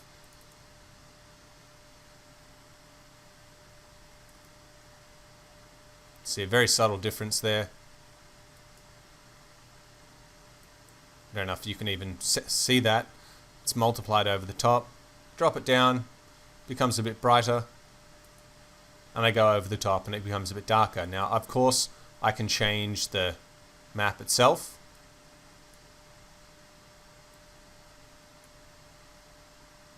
As I pull this up more towards the left here, those reflections are going to be darker and darker. Okay, so there's one last area of the map here that needs to be linked up. We've got the triplanar coming in here and the output. So this time we're going to plug the two maps together into the fall off slot. So I'm going to go up to our new material, drag out another output that gets put up below the glossiness over here. And we're going to connect these two in a composite and plug it into the fall off.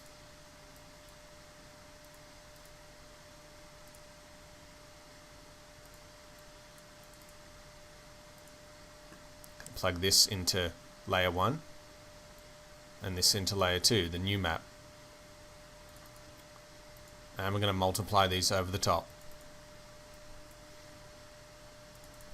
Go in and invert it. I'm just showing you this. A lot of the times what I do is I'll just copy from one place, drag it to another and make the adjustment. But I understand that it gets a little bit complicated when you're trying to keep track of where everything is.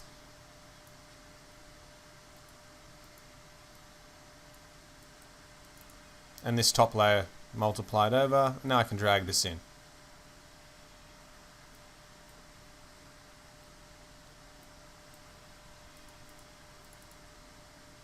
Now, that top coat I'm putting up changes the glossiness of everything. So I might need to artistically tweak that.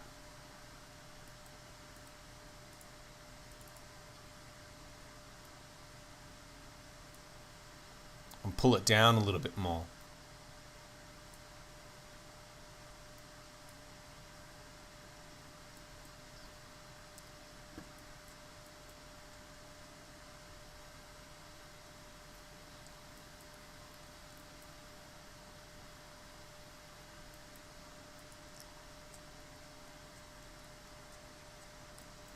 And there we go. That's the shader.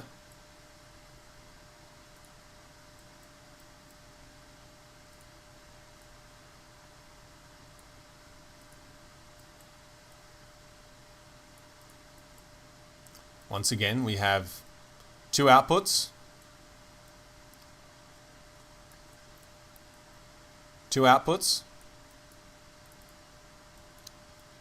and two outputs.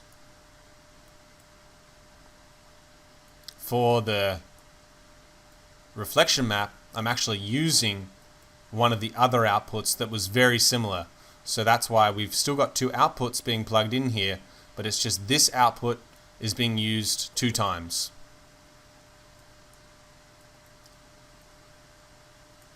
Now we've got our 2 triplanar maps.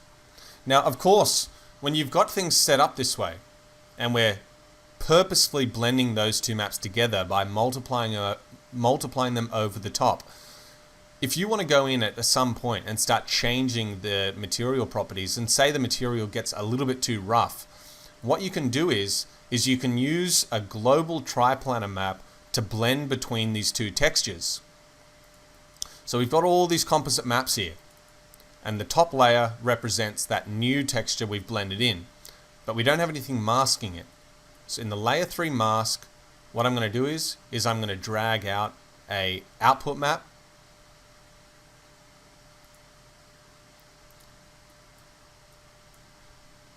then from there I'm going to drag out a V-Ray triplanar map. And actually, you know what? I probably don't, because this map is only going to be used once. I don't even need to put the output map here. I can just do it in the texture itself.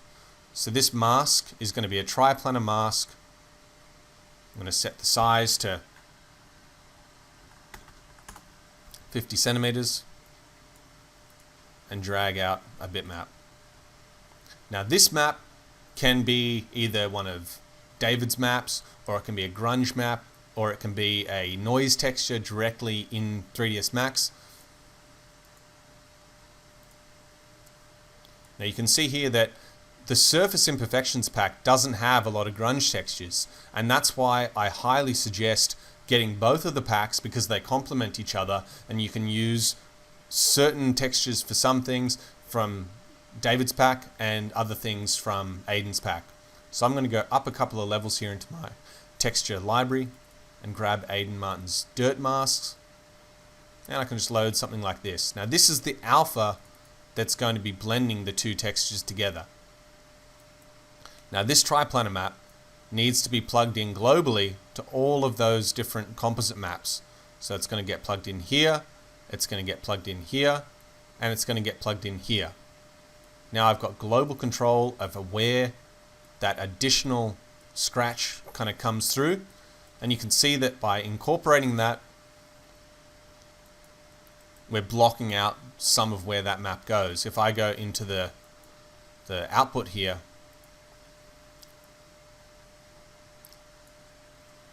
and drag this all the way to 1, we can see that the material comes through.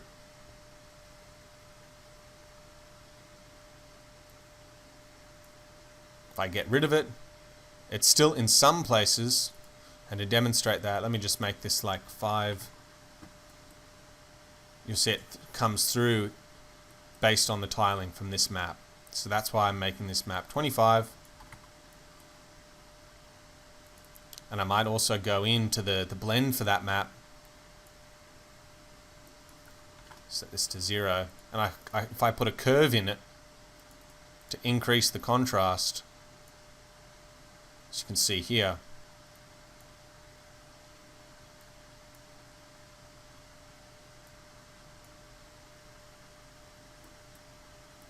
we get the map coming through, but being blended.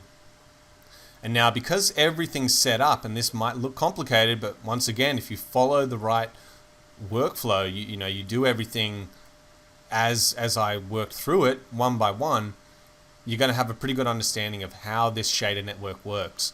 And the best thing about working procedurally is now at any point I can go in and change the scale of these maps I'm loading in.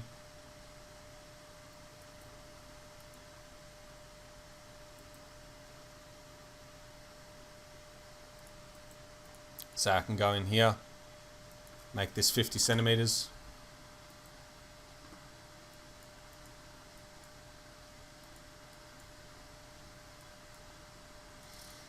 Make the secondary map smaller. Now we can see a little bit of tiling, obviously, but everything's updating. The reflection filter, the specular map is dark in the crevices. The diffuse filter lines up, and the shade is ready to go.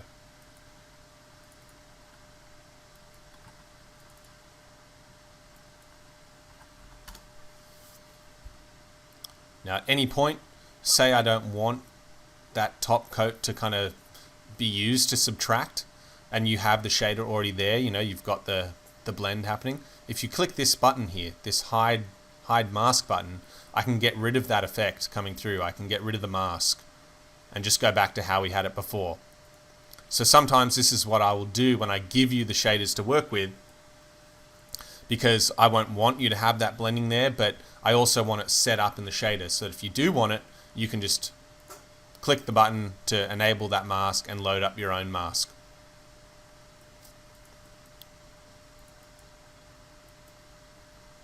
And of course, now we've got procedural control over the base shader, the color, and everything will adjust and map.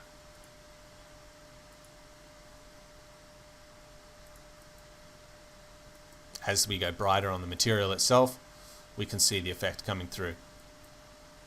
And this is what I love about, you know, looking at a complicated shader structure like this and it all just working.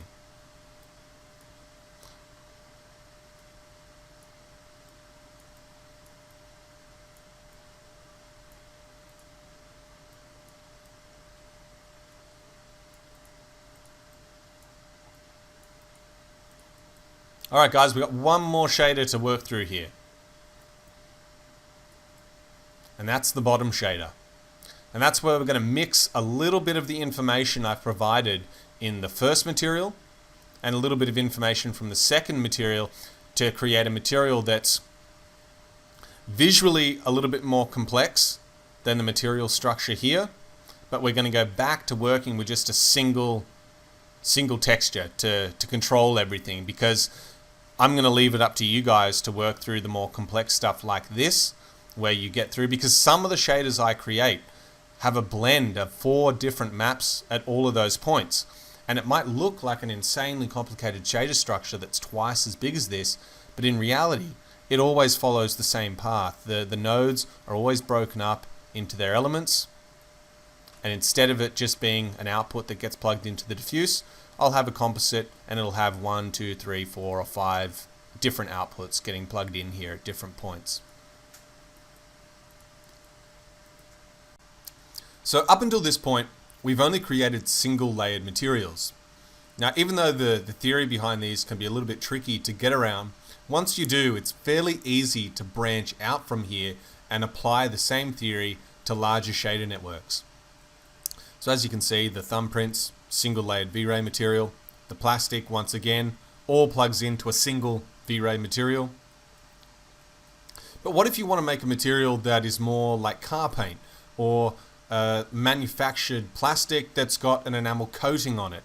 So not every material, even though most materials exhibit that change in glossiness, not all materials are just single layered. Some of them actually do have those protective coatings or those glossy coatings for visual effect.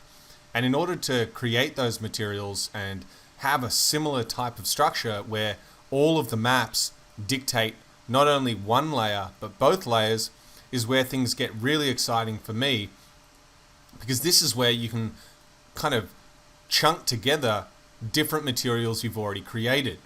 And once you know the theory about how to blend those materials, it'll open your eyes up massively and you'll be able to create incredibly complex materials that have features that people don't really see and they don't really expect to see in shaders. So right now the material I've got rendered up here is a 3-layered material. Now right now, if I go all the way down the bottom here, you can see this is the material structure. And what this material is doing is it's got a plastic base coat, which has got its own glossiness properties.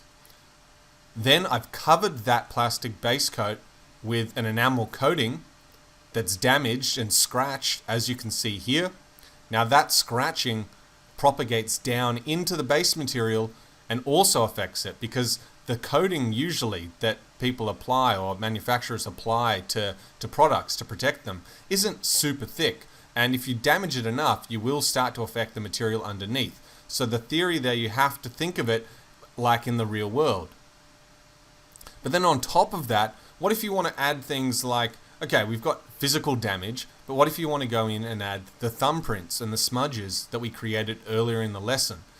So that's where I'm going to go in and show you how you can just steal a shader that you've already created, and then with a couple of simple network links, bring that shader in and have those fingerprints popping up over the top with all of the material properties that you'd expect, the bump and the reflection. So if I go into the reflection filter here, you can see we've got a complicated material.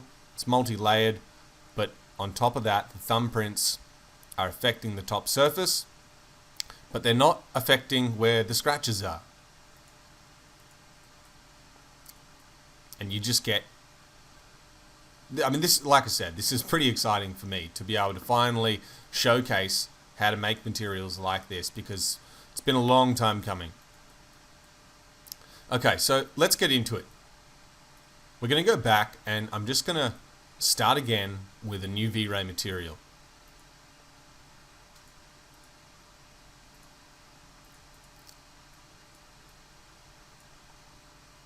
Now, the theory that you've got to work by here is, how is the material built in the real world?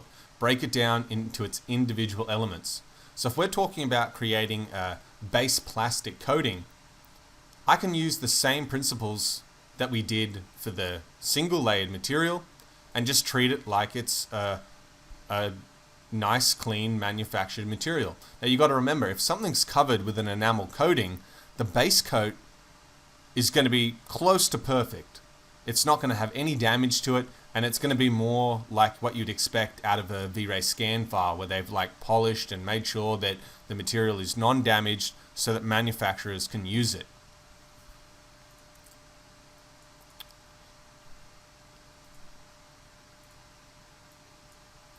So the reflections can be a lot more simple.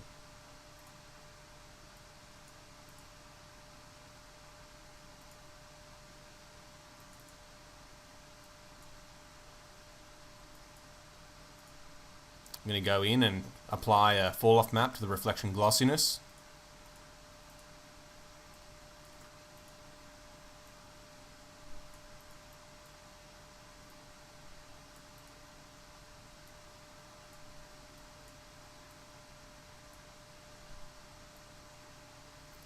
But also remember that a lot of base coats, a lot of paints that are used underneath the enamel coating aren't super shiny. They actually do have quite a lot of roughness to them.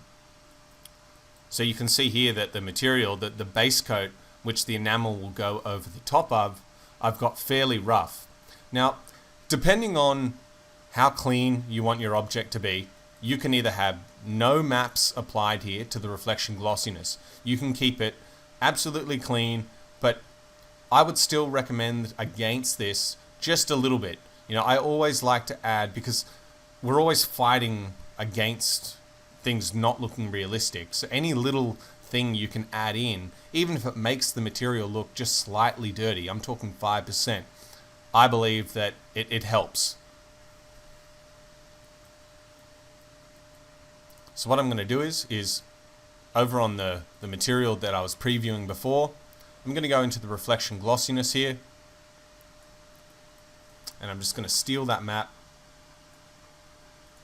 Now you can see the fall off curve I'm using here is a little bit weird, but the material is also a little bit more blurry. So at the moment the GTI tail fall off is 2, so I'm going to drop this down a bit to return some of that blurriness, get that nice halo effect coming through. I'm also going to go to the Fresnel IOR value, and I'm going to drop this to 1.4 just to make it a little bit less reflective. Now I can still, just because I don't want this to be absolutely perfect, doesn't mean I have to damage it massively. You know, I can use the same concept that I did on the smudge material, where I can apply the anisotropic highlights, but way less noticeable. Instead of having it at 0.5 or 0.3, I can have it at around 0.1 or 0.2. So I'm going to apply that anisotropic highlight. Now, the maps I'm using on the material over here, I'm just going to come and steal those to use as a base for everything over on the right side here, because I've already predetermined that these are the types of maps that I want to work with.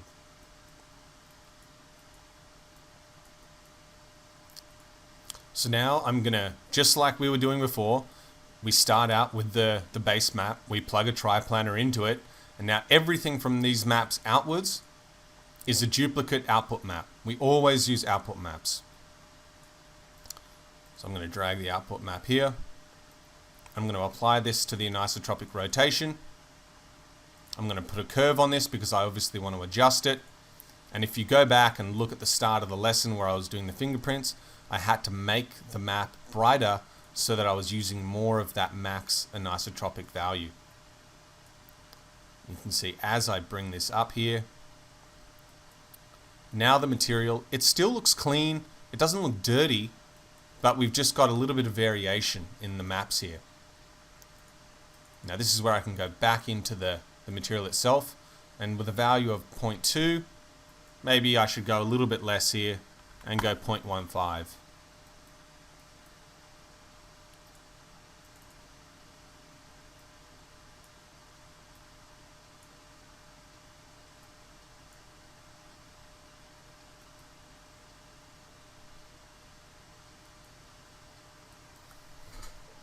Sometimes I'll just let it render through.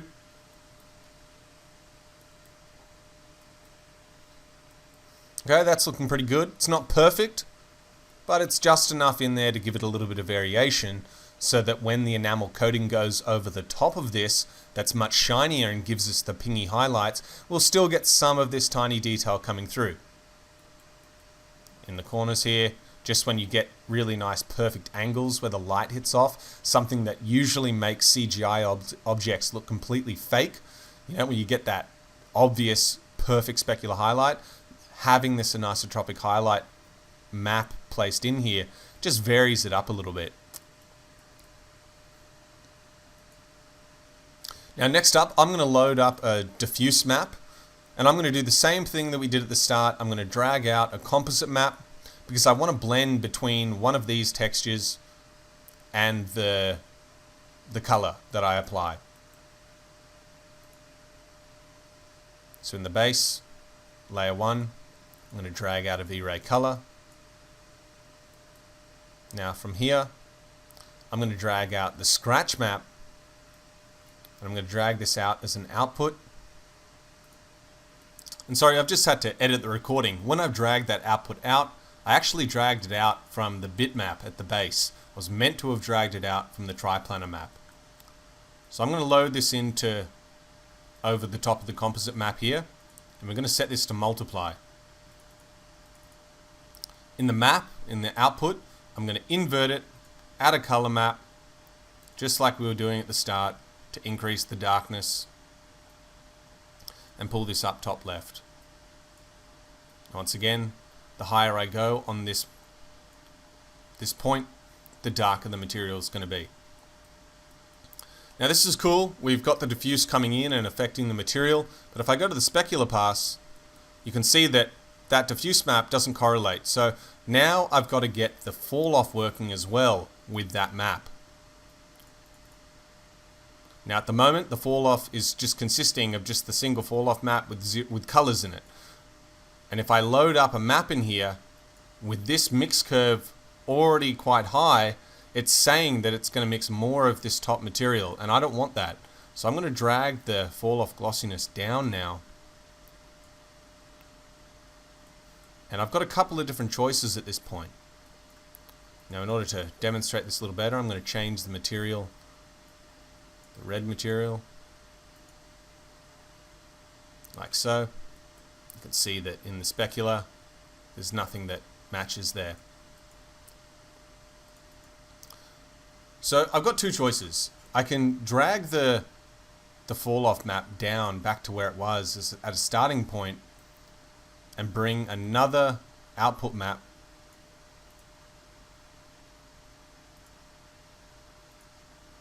and plug it into the starting point.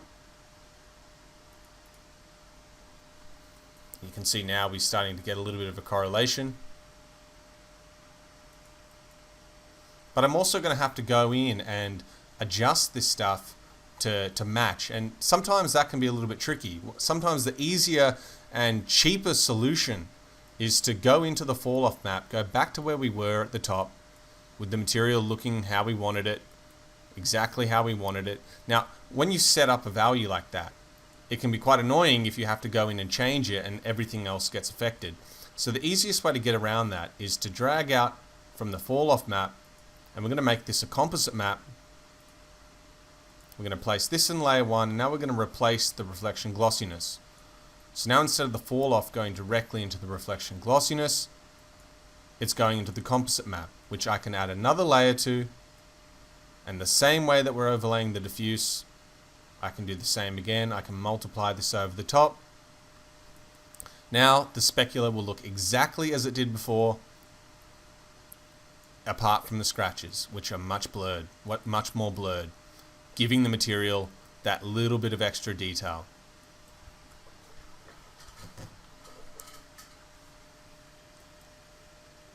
And I think that's looking pretty good. Now you can see I didn't set up the highlight glossiness. Now I would recommend just to simply bring it from one of my shaders. So right now I'm going to go over on the top here. You can see the fall off glossiness. We've got the normal fall off glossiness, and then it's getting plugged into this fall off glossiness. So I'm going to steal that map,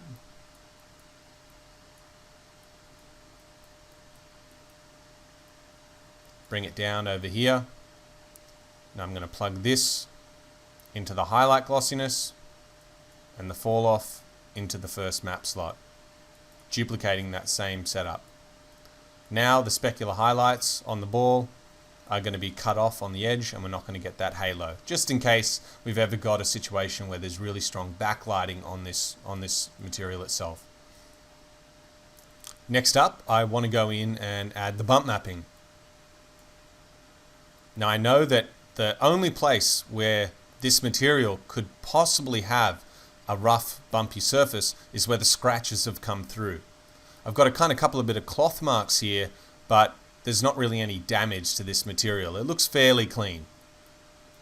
And of course, I can make this look a little bit more clean just by dropping off the intensity of the dirt buildup. Now we've got a material that still looks relatively clean. In the bump map slot, I'm going to drag out a V-Ray bump map. V-Ray color to bump, sorry. And I'm going to use the same map I'm using to control the diffuse as I will in the bump. Now the height is going to be 0.1. And now in these crevices, we're just getting that scratch coming through. So from here, we've kind of built a very similar structure to the previous single layered material. So now how do we get another additional clear coat layer over the top of this?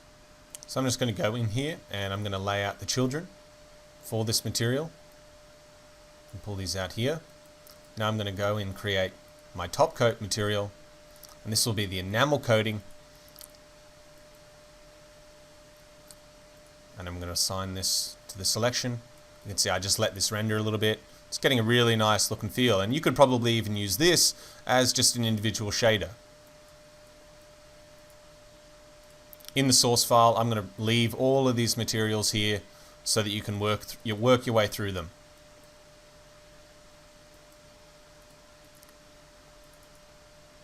So on the top coating, sorry, I've accidentally made a V-Ray blend material. Let me just make a standard V-Ray material.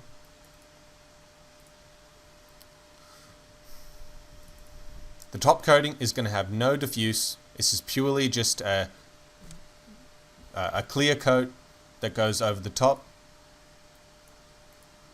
I'm going to start by turning off the Fresnel reflections.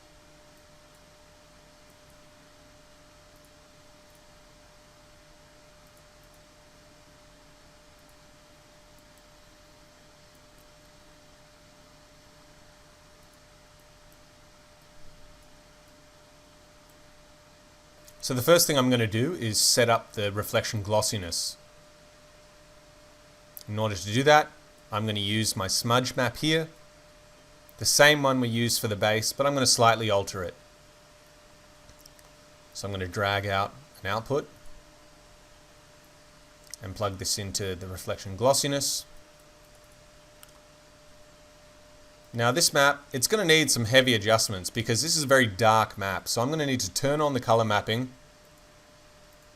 raise the values up quite high here. You can see that still doesn't raise the dark values on the map. So I'm going to go quite high, and the enamel coating isn't going to be very blurry. So I've got to really raise this up.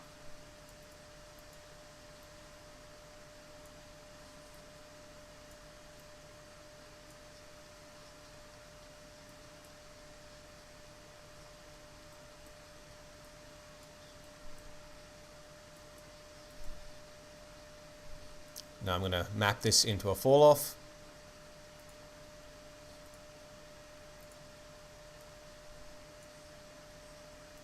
So that was I was adjusting the map on the facing angle. Now I'm going to apply the kind of fake Fresnel effect. And now we get the shininess near the edges. I'll just raise this up a little bit. See, as I raise this up, I'm making the facing angles brighter and shinier at the expense of fading the reflection glossiness map. So rather than going so high on that, I'm going to go about there, go back to the output, and just adjust this value a bit.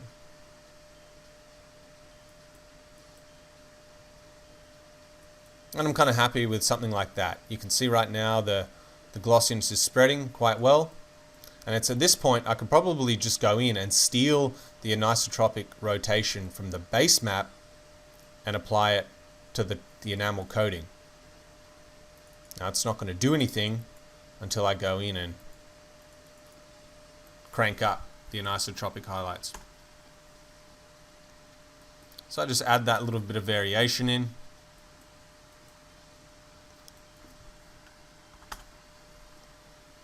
Like so, just give it some of that randomness.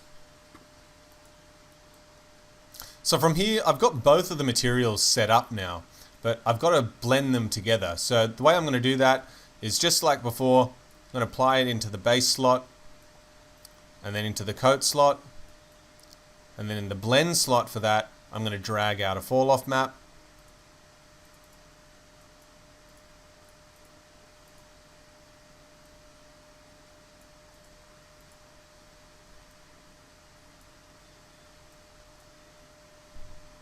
I'll apply this material.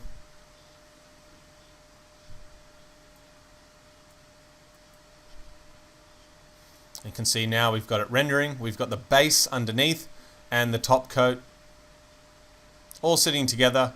The issue is though is that the top reflective coat, the enamel coat, I don't have any of those complicated textures mapped for the reflection. And because of that, we're getting some highlights showing up in the crevices themselves. So the way around this is I'm going to overlay the map that's used to create the bump mapping on top of the blend material for the shader itself. So right now, instead of just having a fall off, I'm going to get rid of that, and I'm going to drag out a V-Ray comp text. Now this is very similar, the comp text is very similar to the way the composite map works. It's just native to V-Ray, and it will give you just a little bit more limited options. Now I'm going to drag the fall off map into source B. Now if I go to the bump mapping slot here and the output we've got,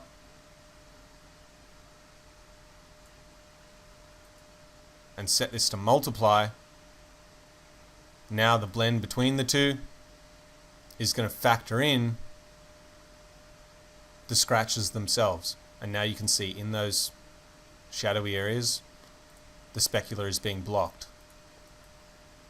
Now you could technically call it a day here, but I do like to go in and make sure that on the coat material as well, I'm just adding a little bit of that specular damage, because near the edges of the scratches, usually there can be a little bit of that, like it can blur a little bit. It's not a straight razor sharp blend between the two materials. So I'm going to go in here and we're going to use this map and this map to create the new reflection maps. So in the reflection map slot, I'm going to drag out a composite map. Now from this triplanar map, I'm going to drag out an output, just like we've been doing the whole time. I'm going to drag this to slot 1. Now this map here is controlling how reflective the top coat is. And you can see by default with this dark map, the material becomes a lot darker, obviously, with the reflections. So I'm going to go in, apply a color map to this, and I'm just going to really lift this value up, because I do want the top coat to be highly reflective. I just don't want it to be perfectly reflective everywhere.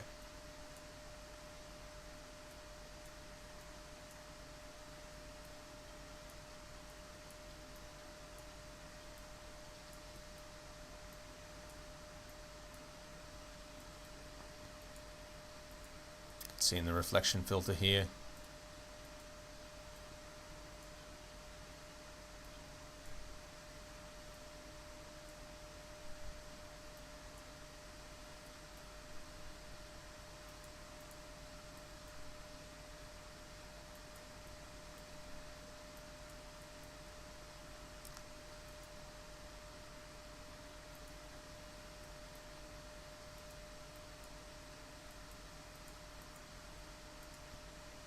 So if you're ever in doubt about what the map is actually doing and how strongly it's affecting the material, always just go in and just apply the material that you're actually working on at the time.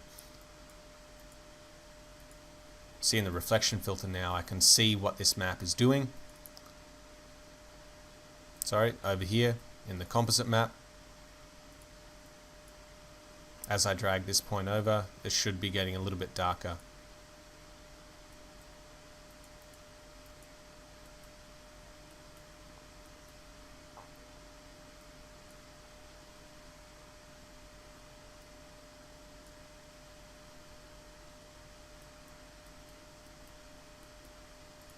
Cool, so I'm pretty happy with that. Now I'm going to add another layer over the top, and I'm going to use the scratch map, and this output that we're using pretty much everywhere, I can drag down over the top here, and I'll multiply this again, effectively darkening off the scratches. Now you won't really notice this because when you blend the two together, obviously you're only revealing based on that map as well, but I find that sometimes just that pixel edge that it gives a little bit extra.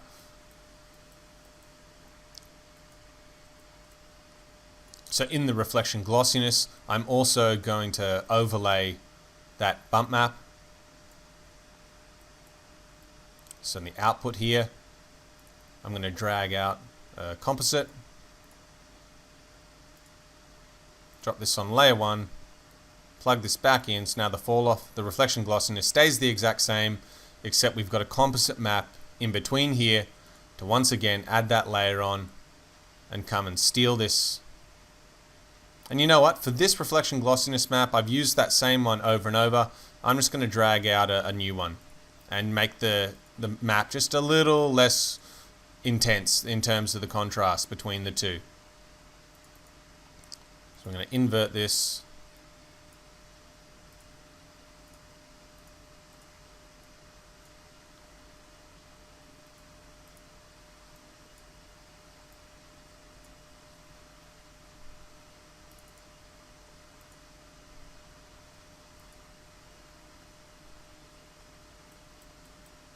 You can see I'm just blurring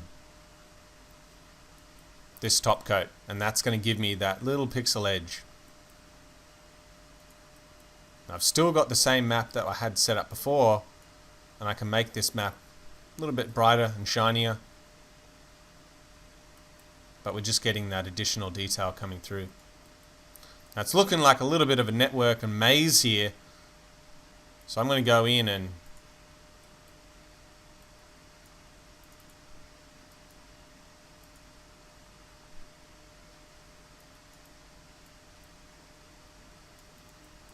Just relink that. And we're going to go in and apply this material.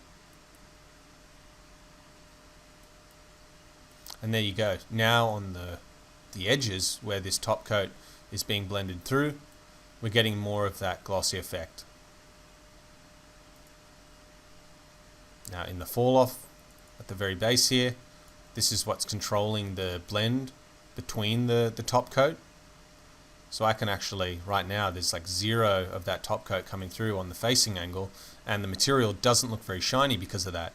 So you can see, as I raise up here, the top coat becomes shinier and shinier. Now I can go in, say on the reflection glossiness here, I've got this map that's being put over the top to make that edge shininess. If I want control over that edge shininess, I can now adjust here. And as I drop off on that, we're going to see less of that blurriness come through.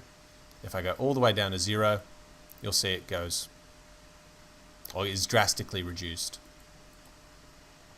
So cool little features in the shader to just go in and know what they do in order to create just little subtle effects.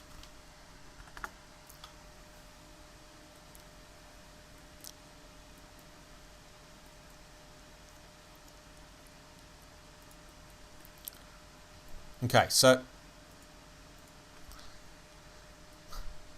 now, same as all the other shaders, I can go in, change the values.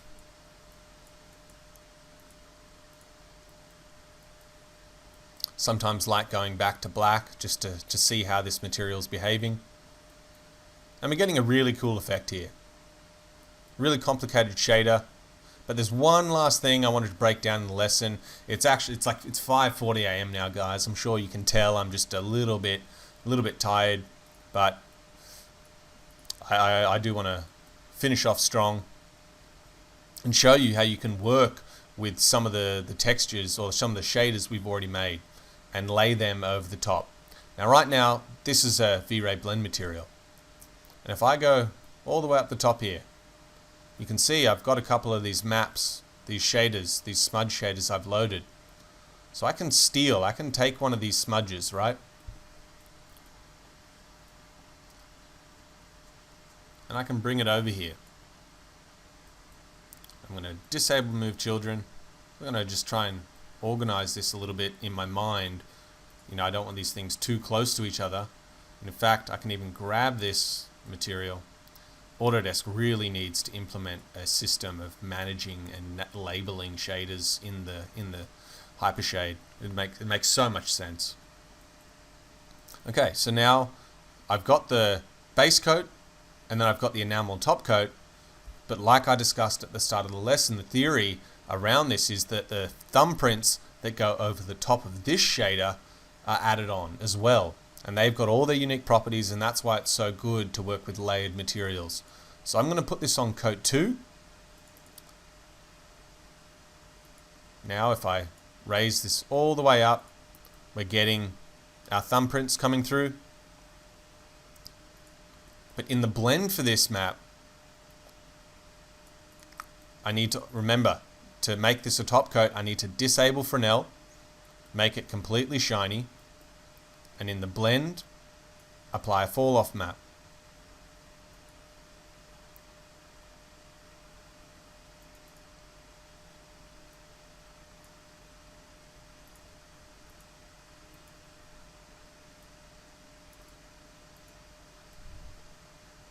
So we're going to blend them through like so, just based on a rough Fresnel value. Okay, but the issue is I haven't isolated just where the thumbprints are. Now I can do that, but at the moment I'm treating this like it's its own unique shader. So if we go into the map here in the triplanar, what I need to do is I need to drag out an output map from this triplanar slot, and I need to plug this into a composite map. Now the reason why I'm plugging this into a composite map already is because I don't want the thumbprints to be where these dark scratches are. I want the thumbprints to be there, but wherever the scratches are, I want to negate that. And I'm going to multiply that out a little bit later.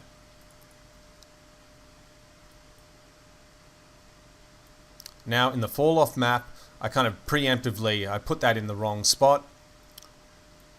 So I'm going to apply the blend as the composite. I'm going to make a new layer.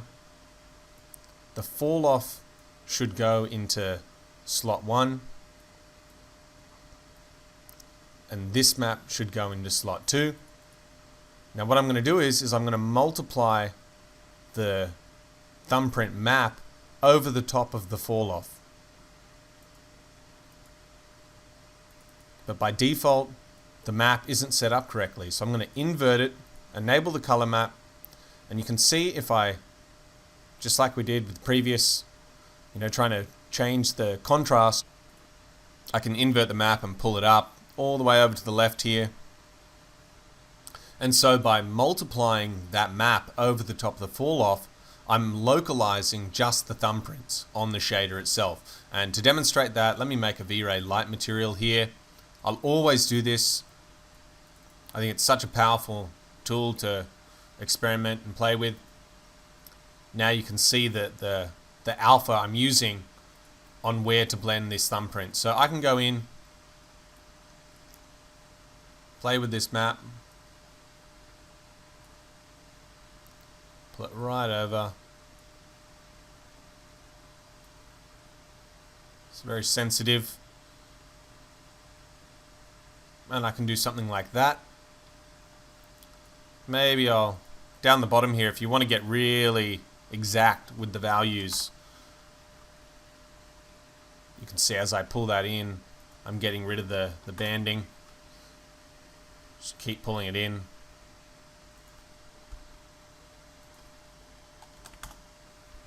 Just experiment with different values. That's maybe a little bit too much taken away. And I think that's pretty good. It's pretty perfect. So now I can go back to applying this. But still, let me apply the blend here. The thumbprints are still coming through where the scratches are, where the main blend is. So in this composite map, what I need to do is make a new layer, a third layer, and I'm going to steal the map we've used throughout this entire shader. So in the bump mapping, we've got this output map. I'm going to steal that output and I'm going to drag it into the third slot over the top of these other two, and I'm going to multiply this. Now you'll be able to see where the thumbprints are being spread. The scratches are being removed from that. Now I have to do that because I'm blending this thumbprint material over the top of the others.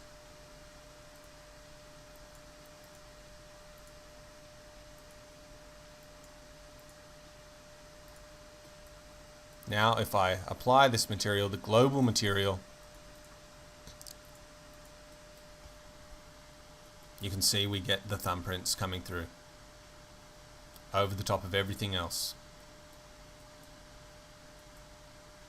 Not completely noticeable, but they are there.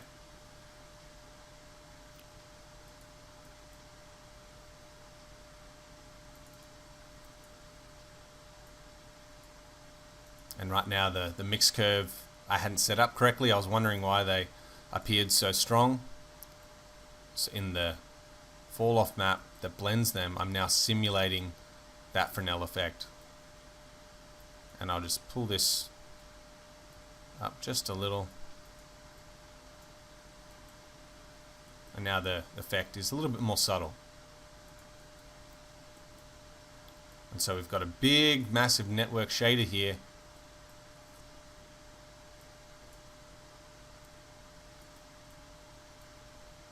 With a lot of maps stemming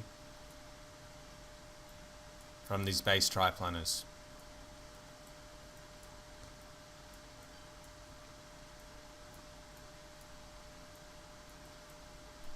For this last shader, if you really want to understand what I'm doing, I'd suggest going back over it again, taking a second look, because At this point, I feel like I've gone over things quite extensively, and all the info's there.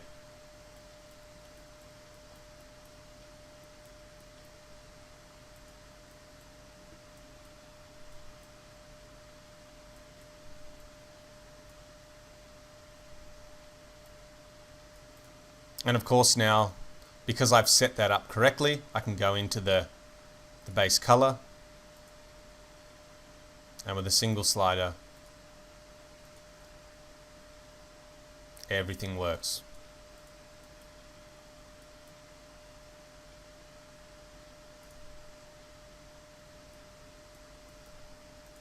If I want the material darker, I go to the base materials diffuse, and you can see the multiplier is set to 51. If I set that to 100, we get darker lines, darker scratches.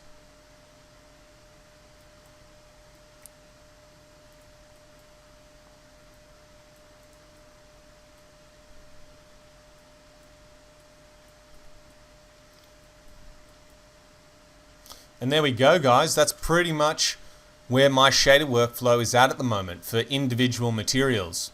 Now, if you go back and watch the previous webinar that I did on material blending, you'll be able to figure out how to take these materials, apply them at the base of another material, and then overlay things like grime and dust, and it unifies everything. Now, after making this lesson, it's quite a long lesson, I might need to go in and just solidify that and maybe do a couple of live streams. So if you want to follow what I'm doing a little bit more real time, because I'm trying to boost myself on Twitch at the moment and get online a little bit more so you can see what I'm doing day to day. And that's been really successful so far. The Twitch page is building massively. If you've got any questions on the shading process, just send me an email. I'm a little bit behind at the moment. I'm trying to cut through everything. It's always a little bit difficult, but it feels great to be able to finally get this lesson out and to provide you guys the materials that I've been working with.